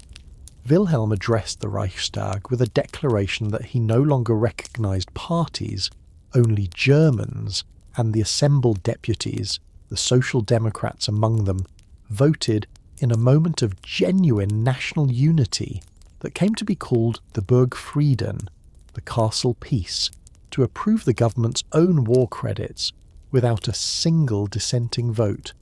a remarkable if short-lived suspension of exactly the deep social and political divisions this story has spent so much of tonight describing. That unity did not survive the war's own mounting cost. By 1917, with the war having dragged on for 3 exhausting years beyond what anyone in that August 1914 chamber had expected, and with no end plausibly in sight, a faction of the Social Democratic Party's own more radical members broke away entirely to form an independent Social Democratic Party, opposed to continuing the war on the government's terms, and in July of that same year, a Reichstag majority spanning the Social Democrats, the Centre Party, and the Progressive Liberals passed a formal peace resolution calling for a negotiated peace without annexations or punitive indemnities, a genuine parliamentary attempt to steer the war toward exactly the kind of moderate settlement that might have spared the Empire the total collapse still to come, a resolution the military dictatorship of Hindenburg and Ludendorff, holding the Empire's actual levers of power by that point in the war, simply ignored. It is worth naming, finally, the particular strain that this new kind of total, industrialised war placed on the German home front specifically, a strain that would prove, in the end, every bit as decisive to the Empire's fate as anything that happened in the trenches themselves. A British naval blockade, tightening steadily across the war's 4 years, cut Germany off almost entirely from overseas. Food imports the Empire's own agricultural production had never been sufficient to replace, producing, by the winter of 1916 and 1917, a period of such severe and widespread civilian malnutrition that Germans of the time gave it its own bitter nickname, the turnip winter, a season in which a vegetable normally reserved for livestock feed became, for a great many ordinary German families, close to the only reliably available food, and in which German wartime civilian excess mortality from malnutrition and related disease, by the more careful modern estimates, likely numbered in the several hundreds of thousands. It is worth naming too who kept the Empire's furnaces and factories running through these same increasingly desperate years, Because with millions of German men away at the front, German women moved, in numbers no pre-war observer would have predicted, into the munitions plants, the steelworks, and the railway yards their husbands and brothers and sons had left behind, work that was, by every surviving account, exhausting, dangerous, and paid at a rate still well below what the men it replaced had earned, a wartime necessity that briefly and visibly upended the Empire's own carefully maintained pre-war assumptions about a woman's proper place, even as the imperial government, once the war finally ended, moved with real speed to push most of these same women back out of the factories and workshops they had spent 4 years keeping alive. The Empire's own military leadership, meanwhile, had, by 1916, effectively displaced the civilian government entirely, as a de facto military dictatorship under the generals Paul von Hindenburg and Erich Ludendorff took direct control of German war strategy and, increasingly, of German domestic policy as well. A further wartime hardening of exactly the same fault line this story identified back at the Empire's founding, a nation whose formal parliamentary structures existed alongside and were ultimately subordinated to an unaccountable military and aristocratic power the Reichstag had never been given any real authority to check. It is worth naming, too, exactly how far that wartime military authority reached into the Empire's own civilian economy, because in the autumn of 1916, Hindenburg and Ludendorff imposed the so-called Hindenburg Programme, a sweeping directive demanding a drastic and, in the event, largely unachievable increase in munitions production, backed by a further law that conscripted every German man between 17 and 60 not already serving at the front into compulsory labour for the war effort, an unprecedented degree of direct military control over the entire civilian economy that strained an already exhausted industrial workforce past what it could actually sustain, contributing, alongside the naval blockade this story has already described, to exactly the kind of accumulating home-front exhaustion that would finally break 2 years later at Kiel. Voices from the mud. It is worth pausing, before this story turns to the Empire's final collapse, on a handful of the individual voices this whole vast statistical catastrophe actually belonged to. Because a war measured only in the movement of army corps on a map is not, in any honest sense, the whole of what this war actually was to the millions of ordinary young Germans who fought it. In the years after the war, a German literary scholar named Philipp Witkop collected and published a volume of letters written home from the front by German university students, a great many of them killed before the collection ever reached print, and those surviving letters, read now with the full weight of everything this story already knows about how the war would end, carry a particular and almost unbearable poignancy. Ordinary young men writing to parents and sweethearts about the specific mundane textures of trench life, a longed-for parcel of tobacco or preserved fruit from home, a brief and treasured lull in the shelling, spent reading a favourite poet by candlelight in a dugout, homesick reflections on a university lecture hall or a sweetheart's garden that must, from the vantage point of a flooded trench in Flanders, have felt as distant and as unreachable as another planet,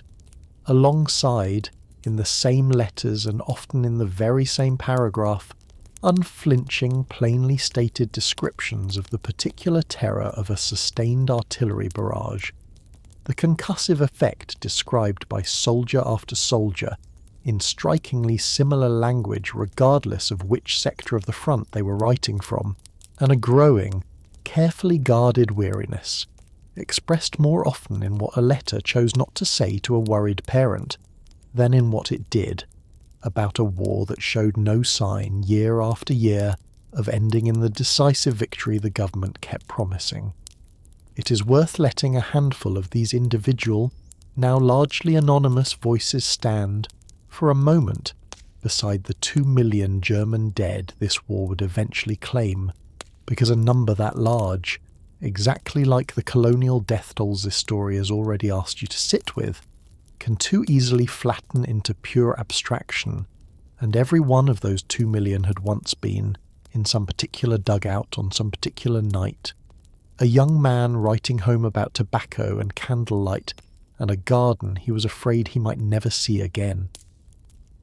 A great many of the letters Whitcop eventually gathered came from young men who had marched off in that very same jubilant August 1914 crowd this story has already described, volunteers who had believed, with the same unexamined confidence their own schooling had instilled in them, that they were marching toward a brief and glorious adventure, and whose own surviving handwriting read now in sequence across the following months and years of a single soldier's correspondence. Traces, letter by letter, exactly the same slow, unmistakable darkening of tone that this whole story has already asked you to watch, happened to the empire itself. The furnace consumes itself. By the autumn of 1918,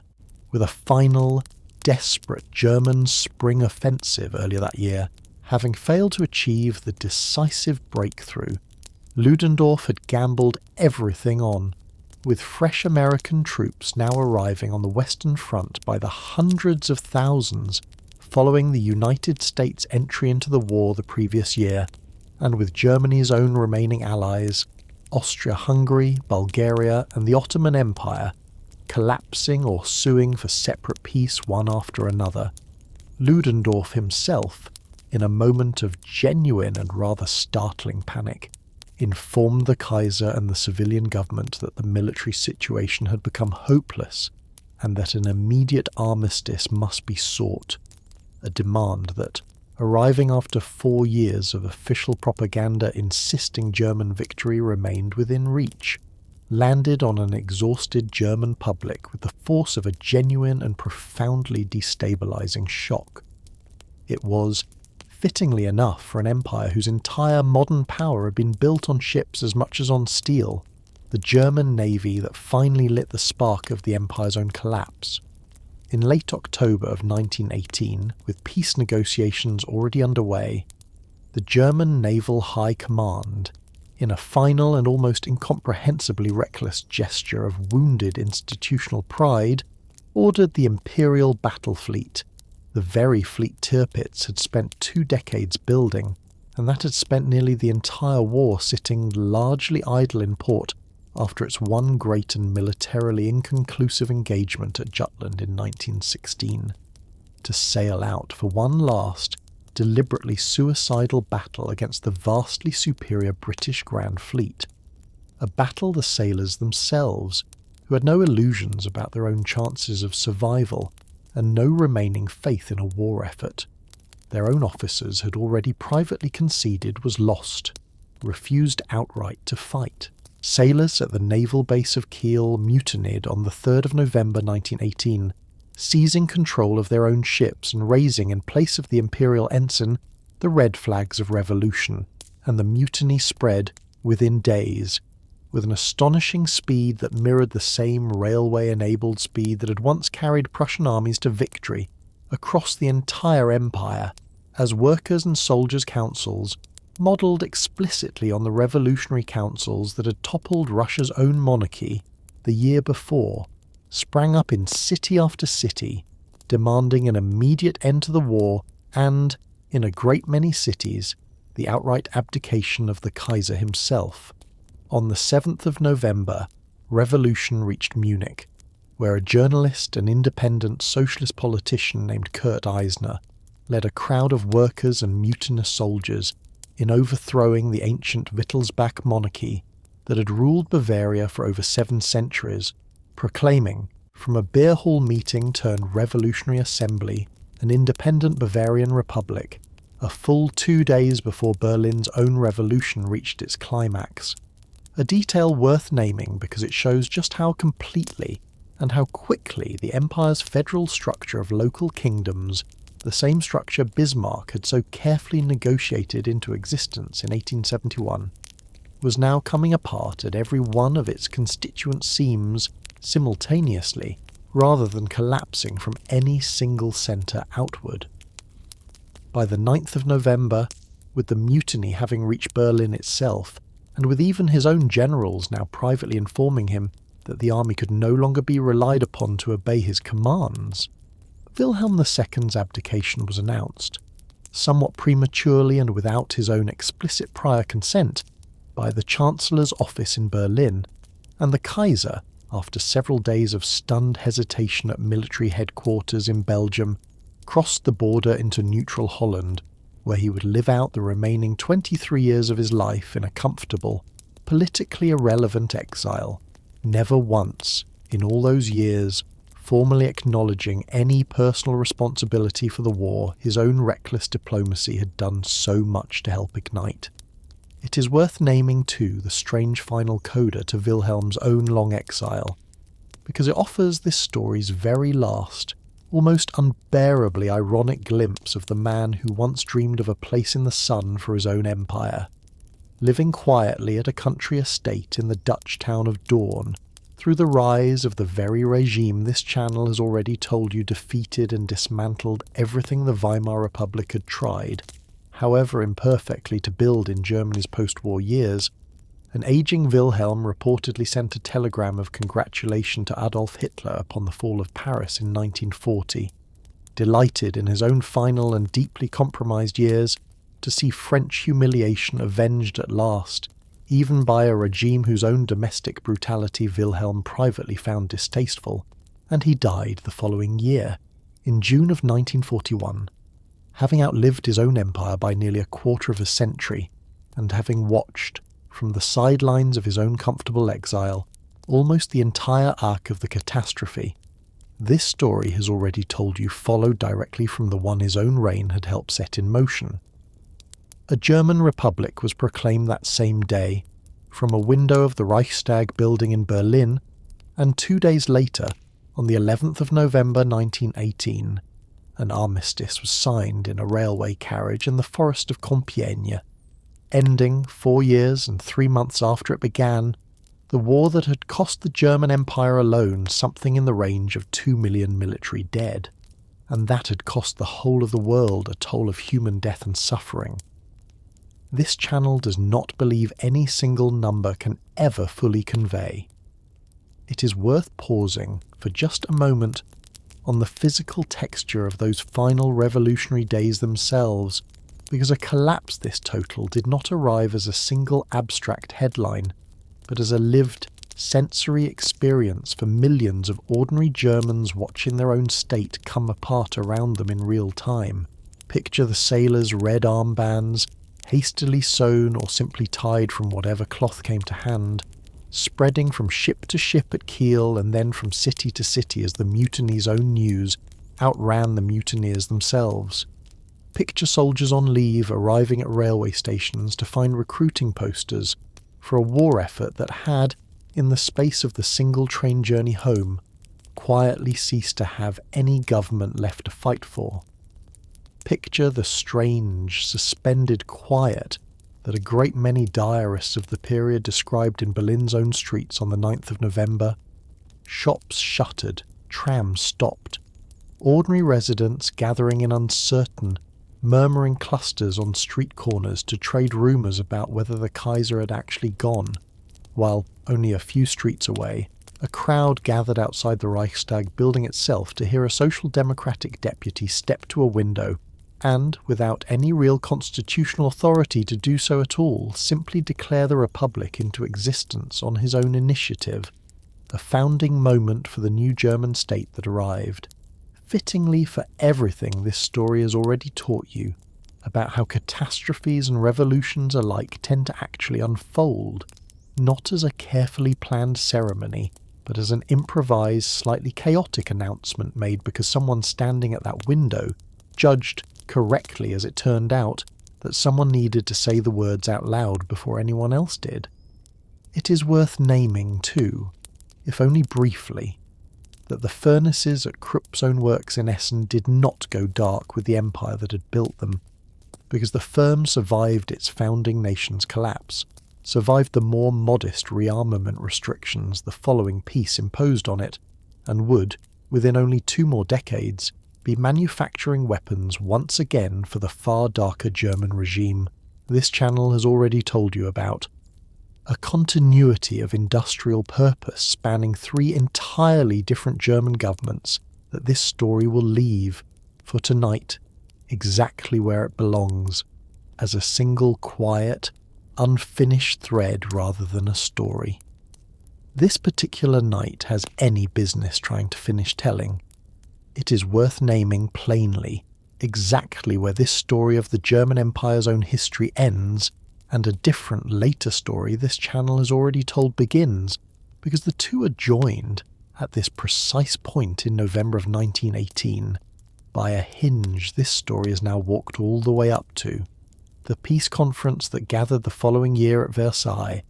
in a grim and pointed historical echo of the same hall of mirrors where this whole story began, imposed terms on the defeated newly republican Germany severe enough to feed exactly the kind of national resentment and exactly the kind of poisonous stab-in-the-back mythology that would, within only 15 more years, help carry an entirely different and far darker regime to power in Germany, a story this channel has already told you, in full, in an earlier episode about the war that broke the world in 1939, and we will not walk back over that later, harder ground again tonight, except to name, honestly, that the empire whose rise and fall this story has spent tonight following did not simply vanish in November of 1918. It left behind an unresolved wound, an officer corps and an aristocratic establishment that never fully accepted its own defeat, and a citizenry that had been taught for 47 years in schoolrooms filled with Sedan Day pageantry to regard their nation's rise as not merely successful, but as its rightful due, and all of that unresolved inheritance would still be sitting there, waiting, when the furnace that had first been lit at Versailles in 1871 was relit, only 2 decades later, at a far more terrible temperature than Bismarck himself,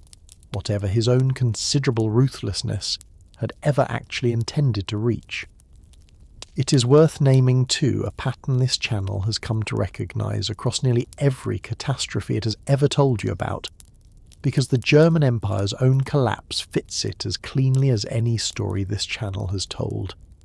Catastrophes of this size are almost never the product of one villain's single deliberate choice to bring ruin down on everyone around him. They are assembled instead out of a long chain of individually reasonable, individually defensible decisions, a chancellor solving an immediate parliamentary deadlock, a Kaiser asserting his nation's rightful standing, a general hedging against his own worst-case scenario, each decision sensible enough on its own narrow terms, and none of them, at the moment it was actually made, chosen by anyone involved as a deliberate step toward catastrophe. Bismarck did not build his empire in order to destroy it decades later. Wilhelm did not build his navy in order to lose a war. Ludendorff did not gamble on unrestricted submarine warfare in order to bring an undefeated America into the fight against him. And yet catastrophe is exactly what all those individually reasonable decisions, stacked one on top of another across nearly half a century, in the end produced. Both hands held open at once. It is worth pausing here, before this story walks back over its own whole shape one final time, to hold, quite deliberately, both hands of this history open at once. Because the German Empire that rose and fell across these 47 years was never only one thing, and a story that remembers only its crimes, or only its achievements, is not, in either direction, telling the whole truth honestly. In one hand, an empire born from 3 deliberately engineered wars, whose colonial administrators carried out in Namibia one of the clearest documented genocides of the modern era, whose military and aristocratic leadership never submitted itself to genuine democratic accountability, even as it dressed itself in the outward forms of a modern parliamentary state, whose reckless, insecure Kaiser abandoned the patient diplomatic caution that had built the empire in the first place and helped drag an entire continent into a war whose scale no one who started it had truly imagined,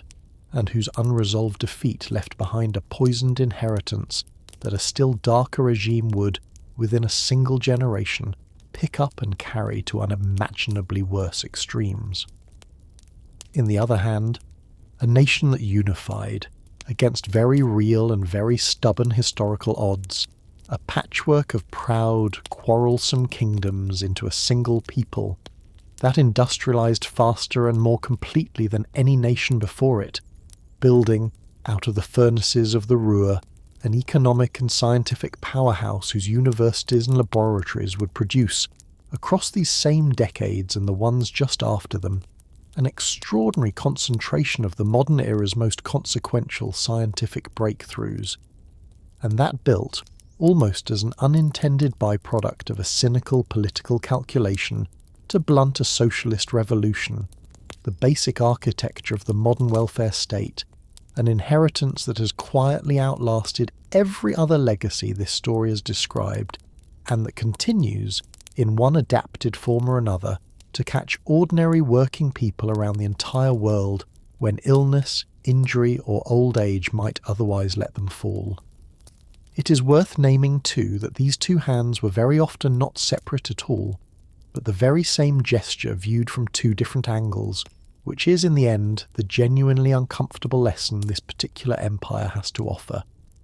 The same disciplined, centralized, relentlessly organized state that could build a national pension system in a matter of months, once its ruling class decided the project served its own interest, could organize, with exactly that same disciplined efficiency, a written order of extermination against the Herero people and see it carried out to the letter.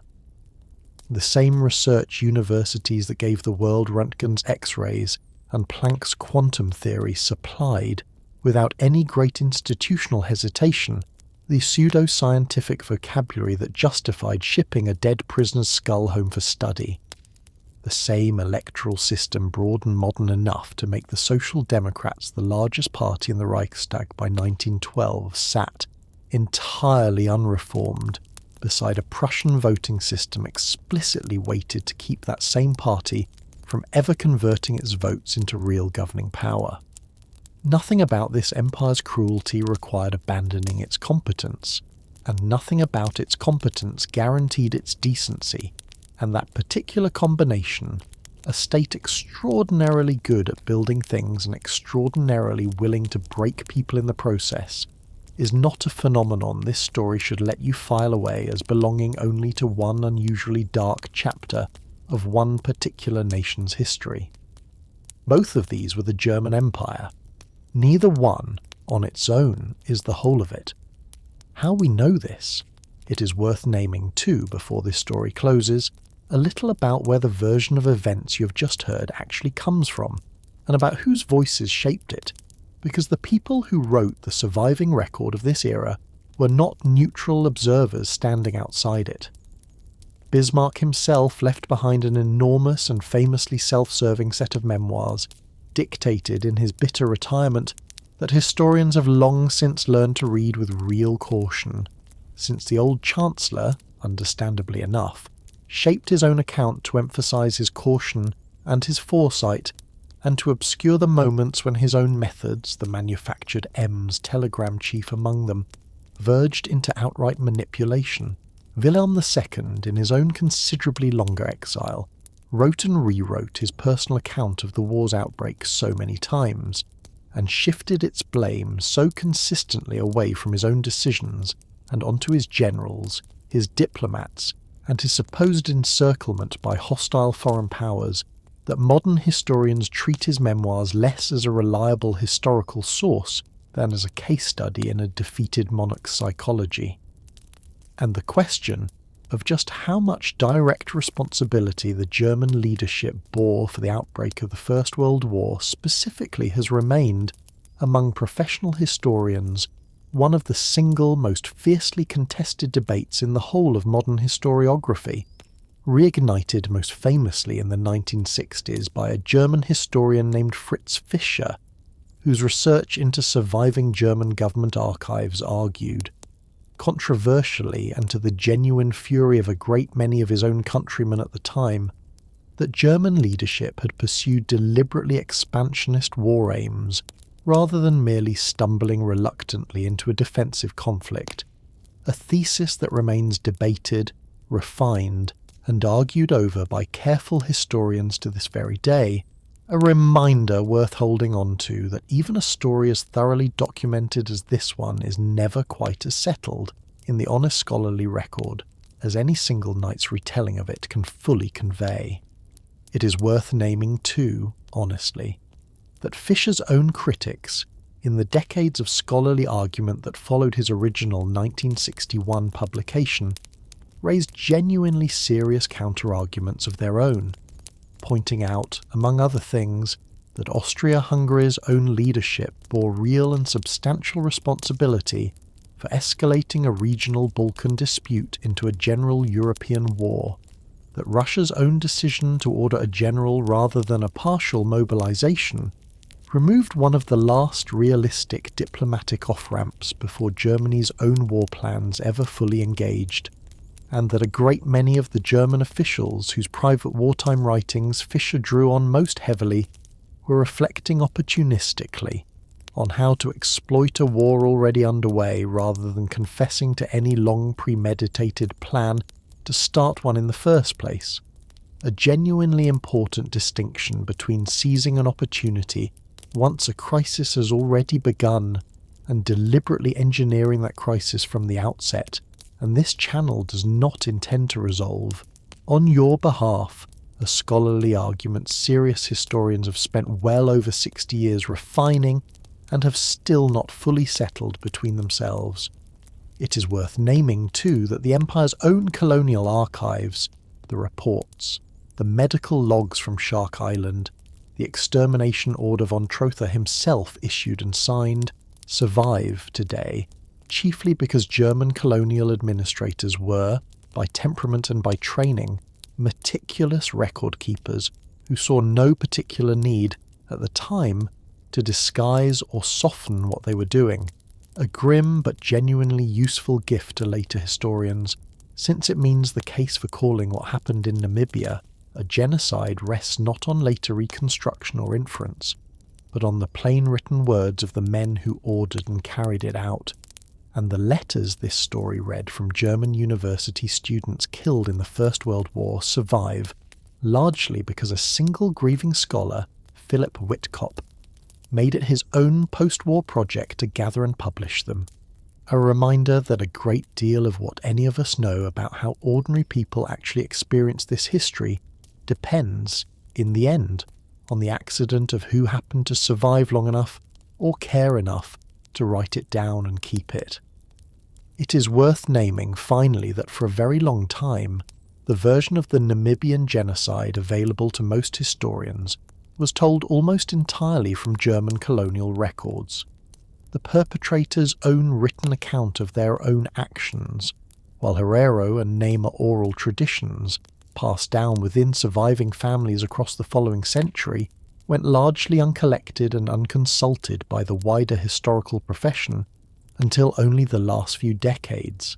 a genuinely significant and still ongoing corrective effort, led substantially by Namibian and Herero and Nama historians and community leaders themselves, to recover a fuller account of this story than the killer's own paperwork alone could ever provide, a present-day bridge. It is worth naming, finally, before this story walks back over its own whole shape one last time, how directly the threads of this particular history still reach into the world you're falling asleep in tonight. The federal structure that binds together Germany's 16 modern states, each retaining, in an echo of the Empire's own carefully balanced constitution, real local governing authority under a national framework, descends in a direct if much transformed institutional line from the federal compromise Bismarck first engineered in 1871. The compulsory health insurance, accident insurance, and pension systems that cover ordinary working people in dozens of countries across the globe today, including systems whose designers may never have consciously known it, trace their basic architecture back to the laws Bismarck pushed through a reluctant Reichstag in the 1880s, to blunt a socialist revolution he never fully managed to stop. And the city of Windhoek, capital of the modern nation of Namibia, still carries, in its street names, its church architecture, and the ongoing, still unresolved negotiations between the German and Namibian governments over reparations for the genocide this story named plainly tonight, the direct living inheritance of a colonial atrocity that most of the world, for the better part of a century, simply chose not to remember at all. The new Weimar Constitution, adopted in 1919, formally abolished every hereditary title and every remaining legal privilege the empire's own Junker aristocracy and princely houses had carried into the new republic. A single stroke of the pen that ended, on paper at least, 8 centuries of formal German nobility, though a great many of the same families, the Hohenzollerns among them, retained enough of their own private landed wealth that their social and economic influence considerably outlasted their legal titles, a detail worth naming because it shows how incompletely even a formally revolutionary new constitution could unwind an aristocratic power structure this story has watched accumulate across so many centuries. Even the modern German welfare state's own critics and defenders alike, arguing today over pension ages or health premiums in a Bundestag that traces its own institutional lineage directly back to Bismarck's Reichstag, are still, in a very real sense, arguing inside a structure a 19th century Junker built to save his own conservative state from a socialist revolution he was ultimately unable to prevent, a structure that outlived the empire, the republic that followed it, and the darker regime that followed that still standing in its essential architecture a century and a half later. And Krupp's own furnaces at Essen, this whole story's own governing image from its very first mention, still stand too, the company itself surviving, through merger and reorganization, into a modern German engineering conglomerate that no longer makes cannon at all, a firm whose own 19th century founders would likely find almost nothing recognizable in its present-day business, except perhaps the same patient, methodical, distinctly German insistence on precision that first made its steel famous across an entire embattled continent a century and a half ago. Walking the whole road again. If your eyes are growing heavy now, and I hope they are, it might help to walk back over the shape of this whole long night one more time, slowly, the way you might retrace a path you have just finished walking, checking that you remember where each turn led.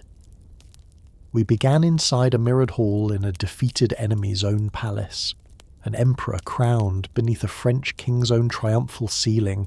while a starving Paris held out under siege only a few miles away, and we went back from there to the land this whole strange beginning grew out of, a patchwork of 39 proud and quarrelsome German states, bound together only loosely after the old Holy Roman Empire's collapse, and to the failed liberal dream of 1848, a crown offered from a church in Frankfurt and refused in disgust as a crown offered from the gutter. We met Otto von Bismarck, a restless Junker turned diplomat turned minister-president, and watched him prove, across 3 deliberately engineered wars against Denmark, against Austria, and finally against France, his own cold conviction that Germany's great questions would be settled not by speeches, but by blood and iron.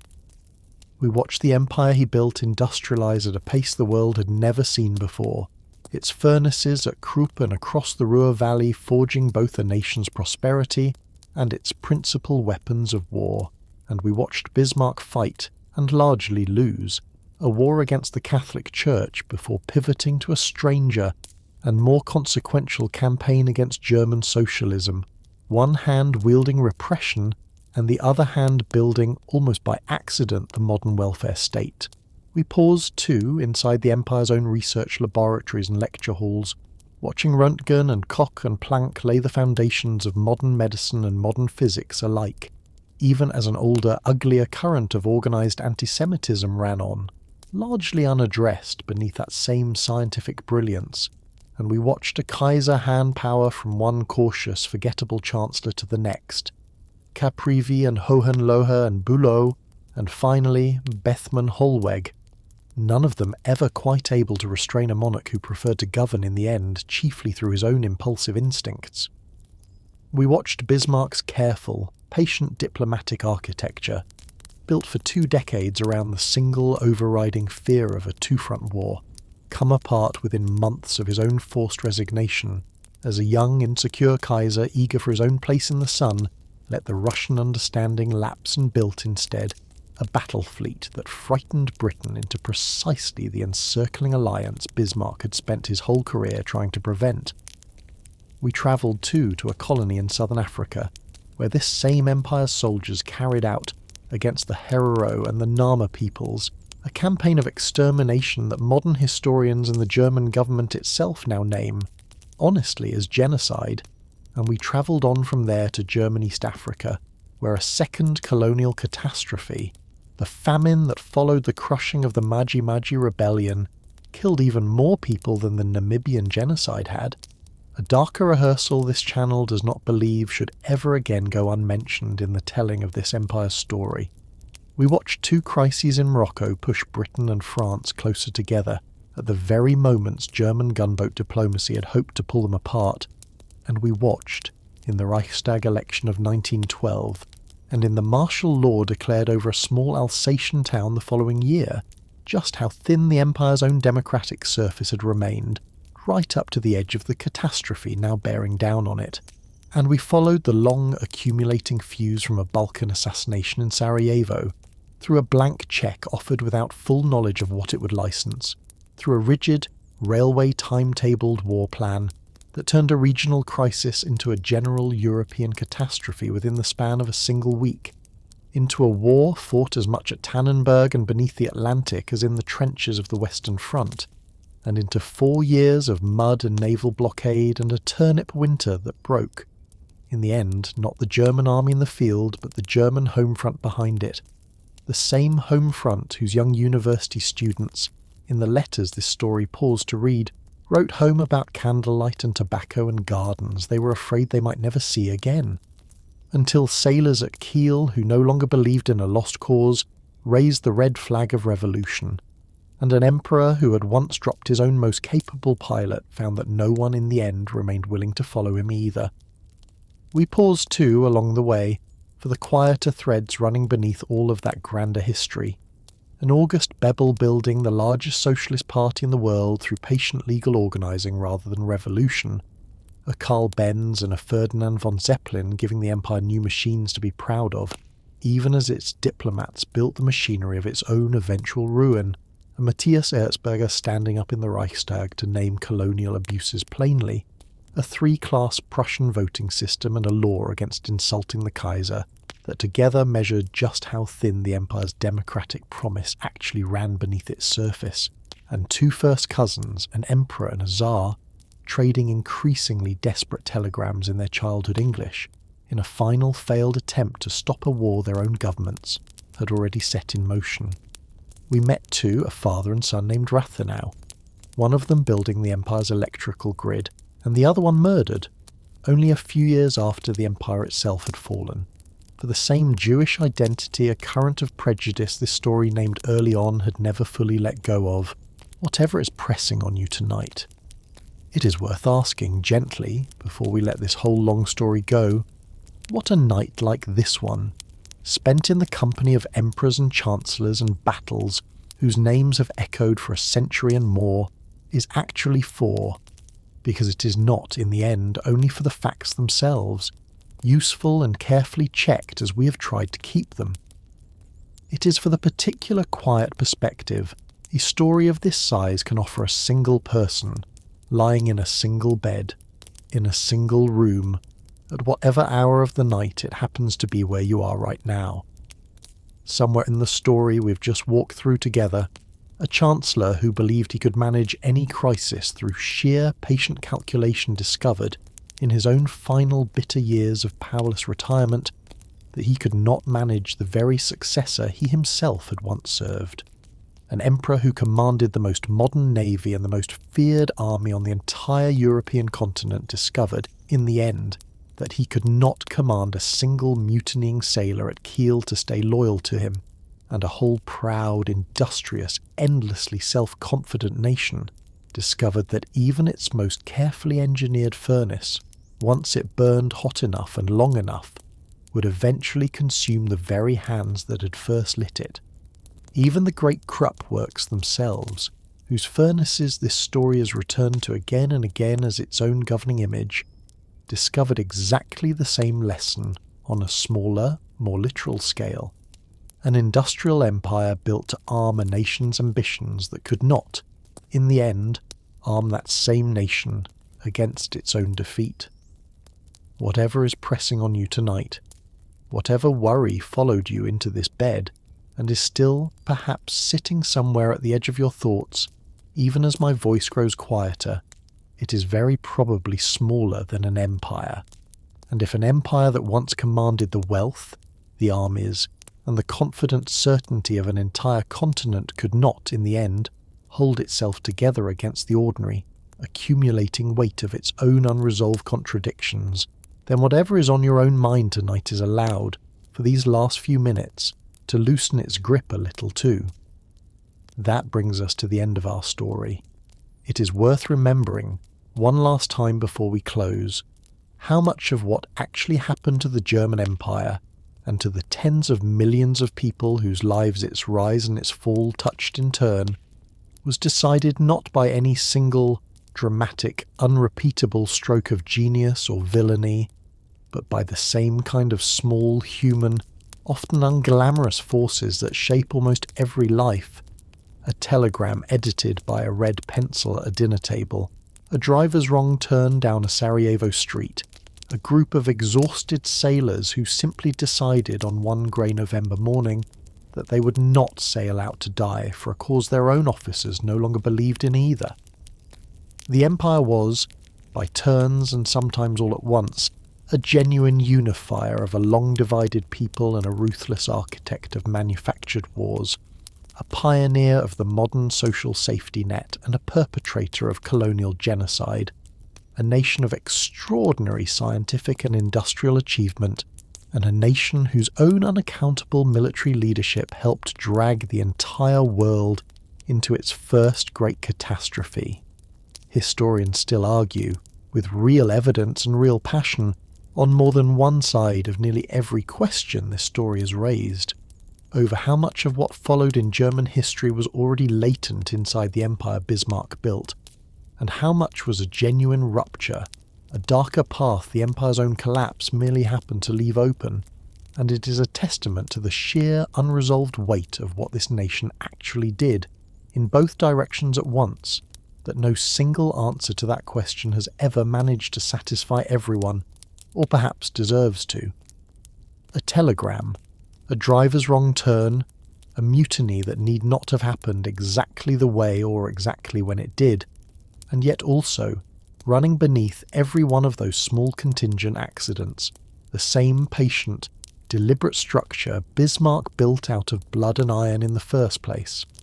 A structure that made the accidents, when they finally came, so very much harder to survive than they might otherwise have been.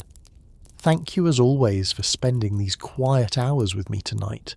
and for letting this little corner of the internet be some small part of how you drift off to sleep. If you have made it this far, please do consider subscribing and helping this channel take one more small step toward 1,000 subscribers, and remember that new episodes now find their way to Spotify for creators a little earlier than anywhere else, with the link waiting for you down in the description whenever you would like to follow along there. Close your eyes now if you have not already. Let the furnaces of this whole long story bank down to embers, and let the embers in turn go quiet and dark. Good night and sweet dreams.